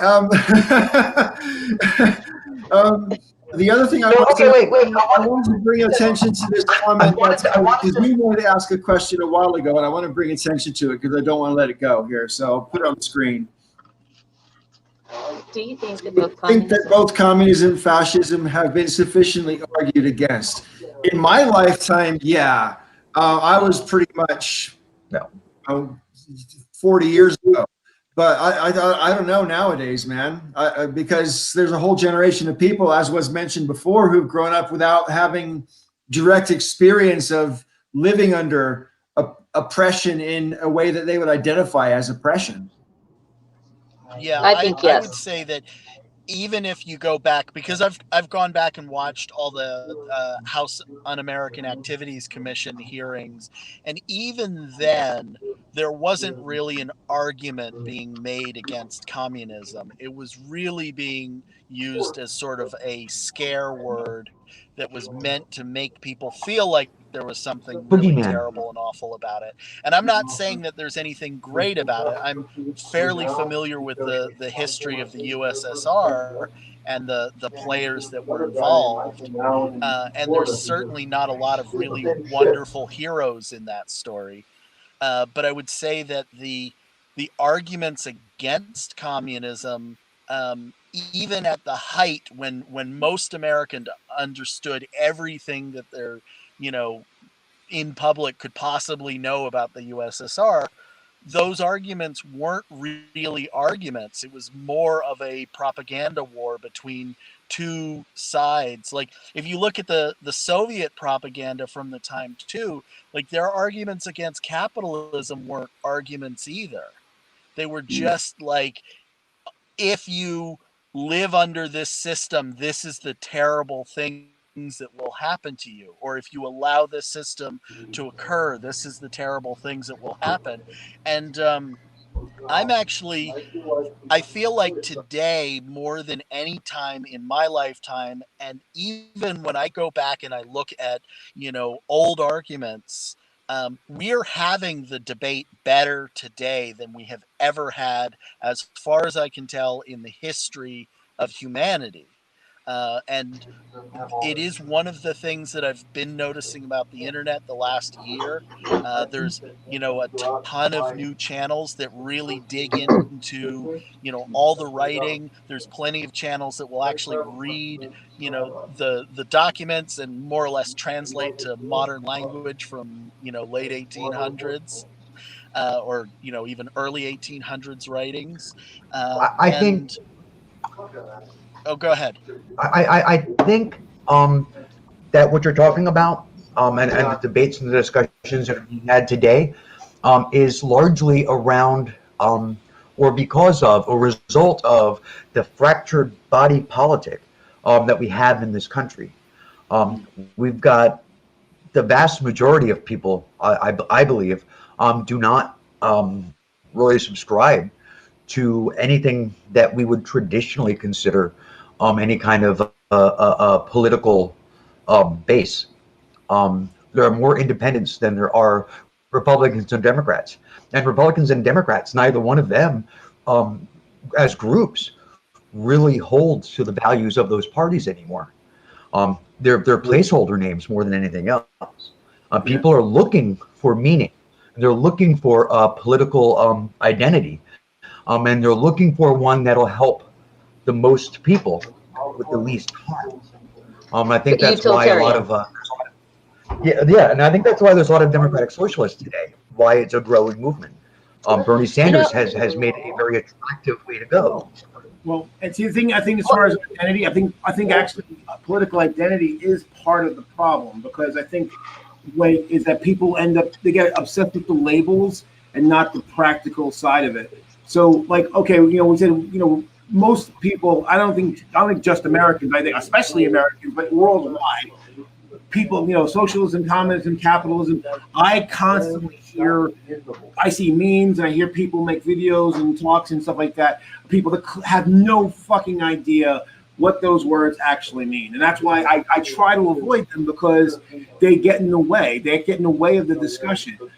Because to me, like, me, I'm pragmatic. At the end of the day, I'm an engineer, man. I'm a pragmatist. I don't care, right? If it's a right-wing idea, left-wing idea, if it works and it's functional, effective, and does the least amount of harm, like you say, I don't care where it comes from, as long as it's good, as long as it's better than the other ideas we've come up with so far. And that doesn't mean we don't come up with another better idea tomorrow. And at the end of the day, what happens in America, of course, is we associate communism and socialism get associated with autocracy, because the regimes that have slapped those labels on themselves have also generally been autocratic societies. And in the same way here, there's so many people on the right wing here that we're capitalists. Well, capitalism isn't supposed to be our political view. That's our economic system, not our politics. But it's become people's political identity, which is stupid, because capitalism is basically there to do one thing. It does one thing reasonably well and bad at everything else. And so, the idea that it's so again, to me, I'm like, so the idea of like combining, I think at the end of the day, we're going to end, we can, will, and should end up with a hybrid and use the correct tools for the correct job in the places that they're there for. So I'm with Joe on the hybrid thing, that there are there are elements of what was called communism that we need right now, because when these arguments against communism were made, we didn't have like the rampant unemployment that we have right now. We didn't have the pay inequality between the CEO and the worker that we have right now. These things need to be fixed. I want to real quick respond to what Green Machine, I think it was Green Machine, said in the chat. That we need to drop the word socialist from democratic socialist, and I'm going to vociferously push back against that. And the reason being is because socialism has been used as a scare word, but it doesn't actually have that, like, the real meaning behind it has been obscured for so long. There is definitely 2 or 3 or 4 generations older than mine that are terrified of the word socialism. And I understand it, from a historical perspective, going back and looking at those arguments, but it's absolutely wrong to eliminate discussion about many aspects of a system simply because the word is scary. And I think it's really important, and Bernie Sanders took a huge risk by attaching that label to himself deliberately and forcing it back into the public conversation. It needs to be in the public conversation. And we see polling shows that there's an age break for this, about age 35 to 40, where people above 40 are afraid of the word socialism and people under 40 are not. And it's because people under 40 have not grown up with the same propaganda against it. And I don't necessarily mean that there's nothing wrong with socialism or anything like that, that the propaganda is completely out of place. We can have conversations about that, but we have to embrace the word being in the public sphere to have those conversations. It's absolutely necessary that more people take on the word socialism. I agree. I think it would be real quick. I think one of the reasons that people aren't afraid of the word socialism with the younger generation is because they saw Obama get called a socialist and a Nazi for 8 years. And I think it takes an awful lot of they're just going to use that word. And everybody knows it now. It almost doesn't mean anything. It's just one of those pejoratives. Go ahead, Rob. No, I was basically, he's gone. I was going to agree with Jack and say that, we can't coddle people who don't know or don't want to be educated. We can't just pretend that, democratic socialism doesn't exist and call it FDR democracy just because some people might get upset by the word socialism. I agree with Jack. It's important that we use it and that we put it out there. I think it's reasonable to rehabilitate the word. The one thing that I feel, though, is that, people are, and we talked about this before, if you mention the ideals without the word, people are less afraid of it. So again, as the pragmatist, I don't care if you call it the one-eyed, one-horned, flying purple people eater system. If we can convince people to use a system that will be effective and do the most good and the least harm, I don't care. The label is less important to me. Because now, and I agree. Now, so to me, it's kind of parallel. But so I guess what I would say, as a pragmatist, if I can, getting the result is more important than rehabilitating the label. Although I do not oppose rehabilitating the label, but I also don't think rehabilitating the label we should allow that to interfere. So to come back to the original question which was, do you think these things have been argued? I think, yes, communism has been effectively argued against outside of very small groups that are like 100 and 200 people. As soon as you start losing accountability for people, communism collapses as a thing. I think it's been argued against, not necessarily in a philosophical, or whatever arena, but in actuality. Like we don't really see countries prospering that are communist country. I mean, China, I guess China and Vietnam. Old Russia, right? So while they might have first world amenities, they don't necessarily have what first world rights amongst their people. They don't have the same quality.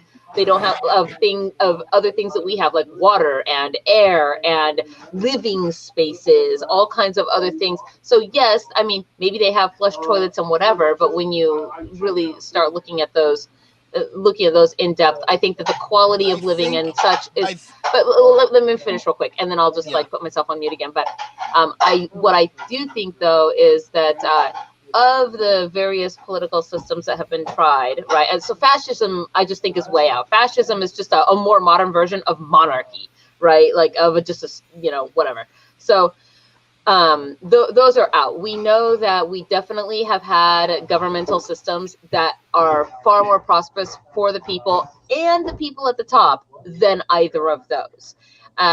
I do think that capitalism and that socialism are largely winning this race, and I'm on board with that hybrid idea that there are ideas in both of them that are very good, and also ideas in both of them that definitely need to be mitigated.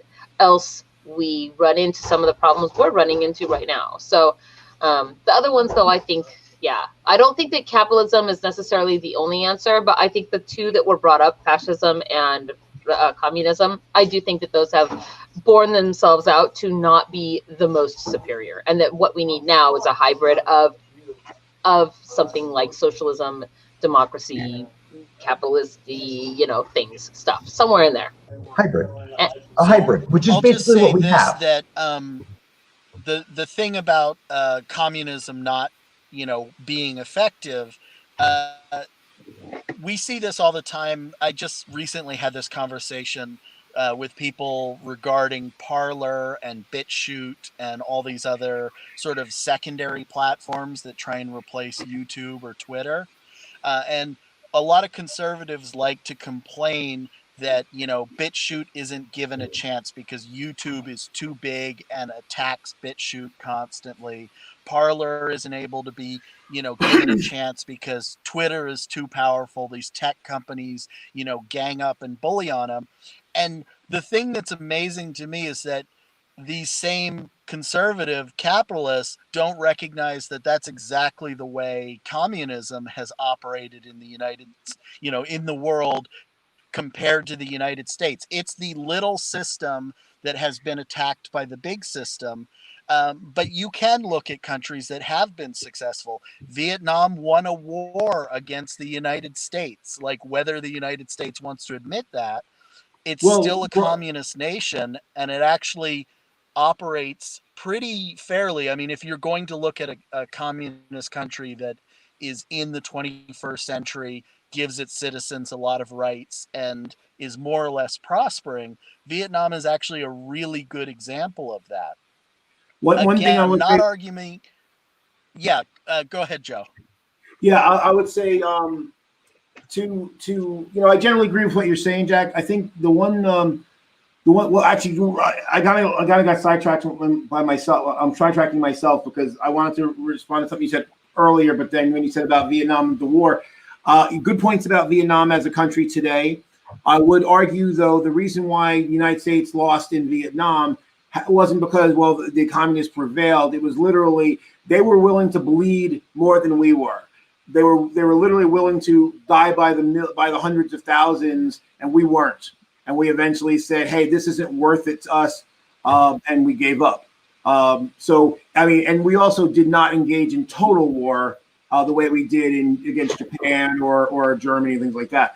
Because despite the fact that we committed numerous war crimes, left a place littered with landmines, burned entire villages. Oh, blah, no, blah, blah. we did horrible things there. There's no question. I'm just saying that the reason for the military loss, it was really we lost because we lost the political will to see it to its end. If we actually wanted to, of course, it would have been a disaster because we would have killed millions of Vietnamese in the process. So I'm glad we didn't do that. I'm glad we gave up and left. Well, we're seeing what that so-called political will means in Afghanistan and Iraq. If you do actually stick it out, there's no guarantee at all that we win either Afghanistan or Iraq. In fact, Afghanistan is looking more and more like it's going to be the same as it's always been. So the idea that we could have won in Vietnam if we just stuck it out another 14 years. Well, here's the thing, though. So again, though, there's a difference between limited war and total war. I agree. Now, basically, unless you are actually willing to conquer a people, you cannot ever beat them, because as long as they're willing to keep fighting you, you will lose. They will eventually bleed you to the point where you say "fuck this" and you pack up your shit and leave. But we also know that in total war, you often end up with one side, the more powerful militarily side, that will very often win. Not always, but most likely. And by bringing total war, they inevitably will create war crimes. I mean, you can't do without it. I don't disagree with you, but I'm not saying we should have done that. I'm glad you didn't. I'm just saying that don't I don't want to confuse the reason for the loss to like, well, their country was effective or good. I mean, they lost. As far as militarily, they lost battles, but again, they were willing to do what it takes. And we thankfully weren't, because we would have committed even more. So I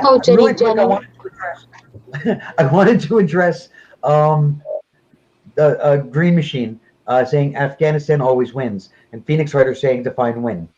Okay, so Afghanistan always wins, and they always win not because they've won, but because whoever's trying to invade them loses. That's doesn't have to do a whole hell of a lot. They just have to survive. That's it. That's all they got to do. It's their version of Russia. Exactly. That's literally all you, as a defender, you literally have to just keep surviving, and not be, and that's the other thing too. It makes it very difficult when you are dealing with a quasi-state, because a quasi-state, like, okay, we bombed Germany into oblivion and then we captured their capital and that was the end of the war. The quasi-state doesn't have any of that. So as long as there's some volunteer willing to join their cause, and that's a big problem for like the quote unquote war on terror, because you can wage war on a government, you can wage war on a political entity, you can't wage war on an idea. And particularly if your methods end up generating more people that are going to flock to that banner, then yeah, you're literally fighting a losing battle that you can never win, and all you're doing is making a meat grinder for yourself and the other side. Well, I mean, propaganda would argue against the fact that you cannot wage war on an idea. But so here's something. Okay, so sometimes I think about. I'm kind of veering off topic a little bit, but I think about the very idea of democracy / socialism / any form of government where we, the people, get the idea that we have some kind of equality towards that which was in older days the noble ranking classes, right? The gentry. And I sometimes find myself wondering whether or not democracy, that we have been convinced to believe that this thing exists when it actually doesn't. We are all operating under the illusion that we have that thing, and the people who keep us in that illusion are what were the old nobles. There came a time where people were rising up and they had the notion of, well, if we want to stay in power, we have to figure out how to placate the people while still manufacturing consent. Yes, exactly that. And I wonder if we were to consider that this actually was our state of being, right? Like, let's just assume that is the thing and go down this little thought hole for a second. Then is it actually a weird notion or something to consider a form of government where we literally openly acknowledge that there are a ruling elite, they have a different set of rules and laws and whatever it is that they go by, and all of the rest of us quit trying to be on equal terms with them and accept that either you're in the ruling elite and those laws apply to you, or you are in the general populace and a different set of laws apply to you. We called that feudalism. I mean, well, except for that in feudalism, though, not that whole this set of laws applies to them. Absolutely. Sort of. Feudalism, I think, is a lot more loosey-goosey. People weren't allowed to own property, for example. Right. Yeah, exactly. So, for instance, one big crime during like the height of feudalism was hunting the king's deer. The king literally, or the monarch literally, owned every single deer in England. If you killed a deer for your family, you would be sanctioned and you could be executed for killing the king's property. Even if the king was doing nothing with it, and there was because there was no natural predators anymore, and they're running around destroying things and being destructive and killing all your crops that you have to pay taxes on, whether you have enough to eat for your family or not. Do we make it worse for ourselves though by pretending that isn't that we aren't existing in some version of that, just with a nice, lovely, palatable layer of frosting on top of it? The thing is though, is that we have more power than we exercise. We as a society, because there's two sides. There's electoral politics, and then there's the activist politics. Jack's more on the activist side. I'm more on the electoral side. But as I've said before, you need both. We do outnumber them. And one of the reasons why the police reacted so heavily to Occupy Wall Street is because the people that pull the strings, that have all the money and all the influence, were petrified. Because if you actually had a populist, youth movement that was anti them, that you could only buy so many votes with money. You think of the Russian Revolution or the French Revolution? Right, and even the bloodless revolutions in Eastern Europe, when the wall fell, the communist bloc collapsed. Basically, you had people in the streets that said, "No, we're done. We're not taking this. There's more of us than more of you, and unless you're willing to slaughter us all, you're going to quit and you're going to give up the power and give the power back to the people, or at least give us the opportunity to remake their society." And so they were petrified of Occupy Wall Street.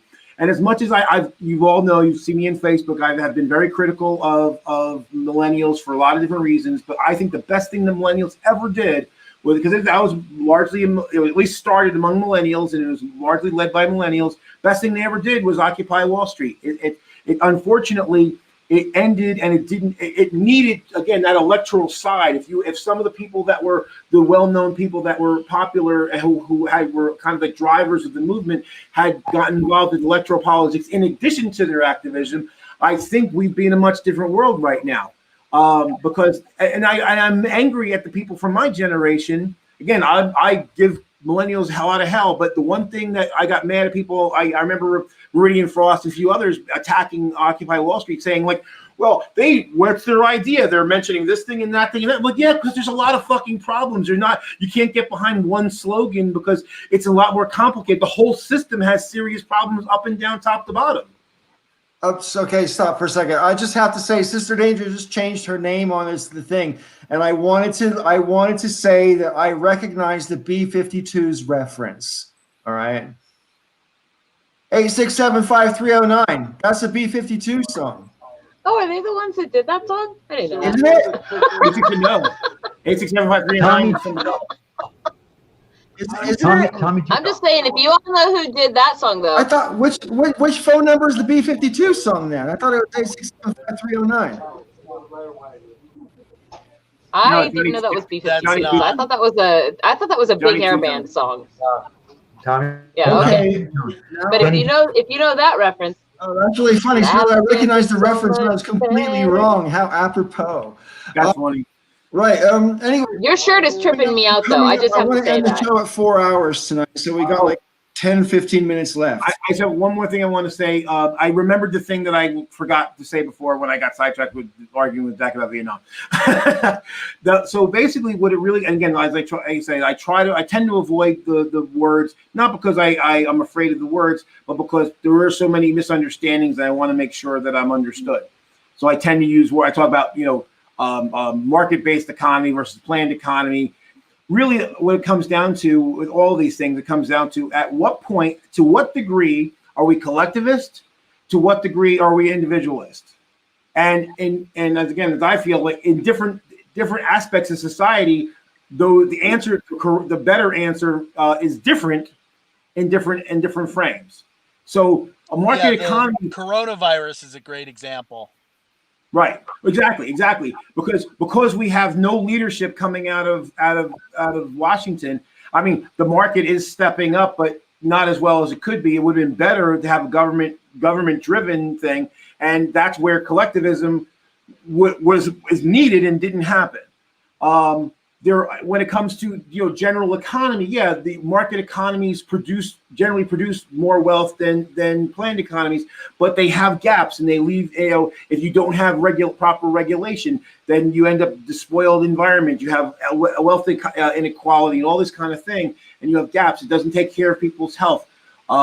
So it's really, to me, is on an issue by issue or factor by factor, those sections of our society, is it to what degree, and that's the balancing act. So, if we're going to be collective, that means surrendering a certain amount of autonomy. But if you do too much, then we know that's deleterious to our survival. So where do we draw? And so that's really, where do we draw those lines, and what's the best thing we can come up with that solves the most problems? Well, half of Northern Europe figured it out. Hunger Games without the actual games. I mean, like, didn't they live in sectors there, right? They had sector 1 and 2 and 3, or whatever they called them. I don't know. It's been a minute since I watched it. Districts. Thanks. Sometimes those details I just don't give a crap about.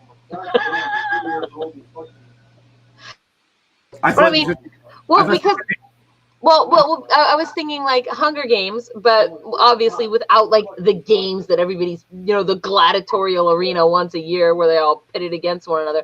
But because I guess that I think to myself, they were different economic levels in the movie, and in those different economic levels, different forms of economic systems are better, right? So basically, the poorer you become, then the more that communism makes sense, because everybody has to pitch in for everybody to survive, right? So, like, well, maybe, yeah, kind of. They seem to be doing okay. I don't know. I thought Sister Danger was going to do a lap dance. I'm disappointed. Man, bloodhound gangs. Yeah, fuck them. Let's do this. That's all I'm saying right there. You don't know that song? No. The only one I know is "The Roof Is on Fire." Well, you need to look up "A Lap Dance Is So Much Better When the Stripper Is Crying." Oh, okay. I might have actually heard that before. Now that it's as horrible as the title would imply. See, I can't see the whole thing. Yeah, I know. There's only 19 characters that are available when the mute is on. So, yeah. Anyway. So type in the private chat and it'll show the whole name.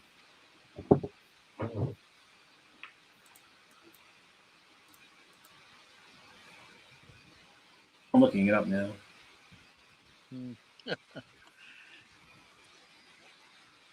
Yeah, during that period, I was mostly listening to hip hop, Thunderground, Oakland hip hop. So I kind of missed the back Bloodhound Gang, even the rise of Radiohead was all sort of over my head. So it was radio over your head? That's right. Yeah. Kid, I guess. Yeah. See, I've pretty much had since high school. I pretty much had like my metal phase, which continues today, because metal, if nothing else, metal captures angst well, and I'm pretty fucking angsty. Speaking of metal, The Who, like HU, just put out an awesome cover of Metallica's "Sad But True." Yes. And one of the comments I saw on the YouTube thread basically said, "This song is actually more metal than the original, I'm not sure that's possible, but it seems to be. Like, it is awesome. I wish there was lyrics though, right? So you could. I saw those guys live with R and Ra in Wow, Austin. really? Yeah, that last October. Sweet. That is a concert. Like, I'm not a music concert person by and large, but I would go see those guys. I So would totally love to have seen the Who around about 1980 or so. That would have been my Wrong. prime time to see the Who, really. Yeah, wrong Wrong who. Wrong Who, H-U, the Who, as in it's a Mongolian band, not as in. Oh, that's hilarious! I thought you were talking about Roger Daltrey and all those guys. Yes.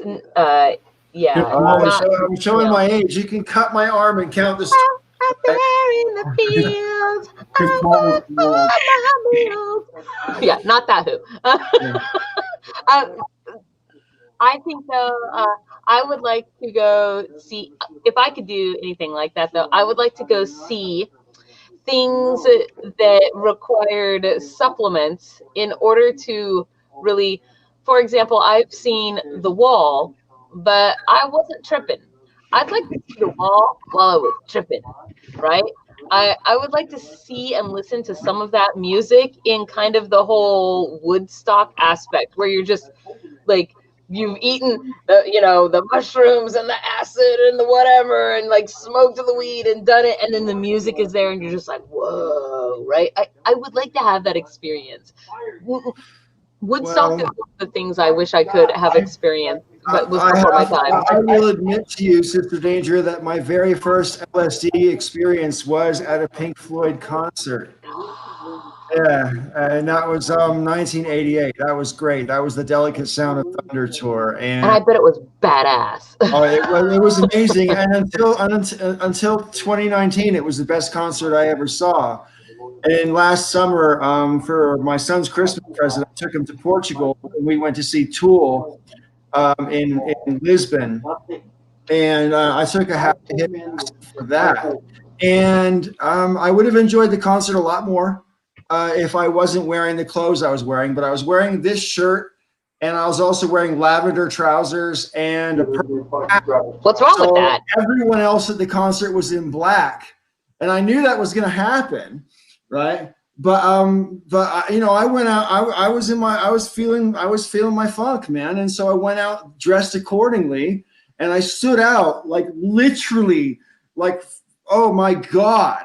And so when you're on LSD, you're obviously a little bit more self-conscious. You're more aware of the attention you're getting. So I could have enjoyed the concert more, but it was badass. And I have to say, it was almost 3 hours long. And I literally saw the people in the band, like maybe for 3 minutes. And the rest of the time, it was all just massive show, massive. Yeah, best couple concerts I've seen. I saw Rammstein out in Long Island. Oh, I've seen Rammstein. That was good. They blew up babies live on stage. It was great. And then I saw Metallica on the Black Album tour. Actually, twice, 2 or 3 times on that tour. And they just, there was no opening band. They just came out and played for like 3 hours and just destroyed the place. It was awesome. Man, that would be good stuff. I don't know why I've never really been so much, very much into the music scene, but I don't know. But I have been to a good Rammstein concert, so maybe it's because a long time ago I was dragged to too many small house band kinds of things, and that just got me like, I just don't want to go do this, right? Because I was used to hearing bands that hadn't quite made it, if that makes any sense, right? Because now, I mean, there's so much music, and there is some music. Why do you guys think this is? Why do you guys think that music like Pink Floyd, for example, has the psychedelic aspect to it that it does? Because literally everything you put your attention to has psychedelic aspects if you're on the psychedelics. Yes, but some things. What you're looking at, what you're listening to. I mean, some things, though. I mean, there are my first acid some experience particular was reasons. Okay, what are they? there's a- I'm interested. I can't go into all of them, but I'm going to recommend a really tremendous YouTube series that is done by I'm trying to remember the YouTuber's name, but it's called the Story of Psychedelia, and it's fantastic. It's like 14 parts. It uses tons of music. It's really an amazing series. It's darn, the YouTuber is a reference to Nietzsche, and most of the I like atheist Nietzsche. sphere should know who this is. The serpent, darn it, I'm just blanking on the name right now, but yeah, the Of the story of YouTuber? psychedelic. Yeah, the YouTuber Okay. is like somebody's serpent or somebody's snake, and it's just totally brain fart. But the series is the Story of Psychedelia, and it goes into a lot of stuff. I mean, this is like 10 or 12 hours of content, really thorough, one of the best series I've ever seen. But if you want to know, he will tell you. I don't. Okay, hold on. Black Magic Woman. That was Carlos Santana, and I don't think I would go call that psychedelic. Although I will say I could, like the way that we're talking about like kind of Pink Floyd and psychedelics. I will say that like Carlos Santana and who's the one who died choking on his own vomit somewhere in Europe? Jimi Hendrix. Yeah. And I feel like there is some kind of Latin reggae style music. Shh, stop yelling. Some kind of Latin reggae style of music where not acid maybe so much, but more like pot. If you were like smoking pot, like just like chilled out high. Are you trying to describe Bob Marley? Oh, Bob Marley's who I'm trying to describe. You're right. I'm sorry. I'm sorry. I don't listen to all of them a lot, but okay, this is a moment of confession, but I didn't actually know that Bob Marley was, or Jimi Hendrix. Jimi Hendrix was even a black guy till I was like 25 years old, because the only pictures of Jimi Hendrix I had ever seen had like the flag over his face, or is that Bob Marley? Whatever. It's whichever one of them it is, had the Rasta flag over his face. So I didn't know. And then when I saw a real picture of him, I was like, who is that guy? And all my friends were like, are you stupid? And I'm like, well, no, I don't think I am. But in some ways, I am very under a rock. And so that's a thing. They were just like, okay. And then I felt like a fool, but, whatever. Listen, y'all, I really want to wrap up the show because I'm trying to keep these to around about 3.5 hours, and at 4 hours I really have to call it. So there we are. But so much love to everybody on screen, obviously, and many thanks to everybody in the audience, especially those who choose to participate in the chat. And we will obviously be here, or some of us, most of us, I certainly will be here next weekend on the Breakfast Club. So say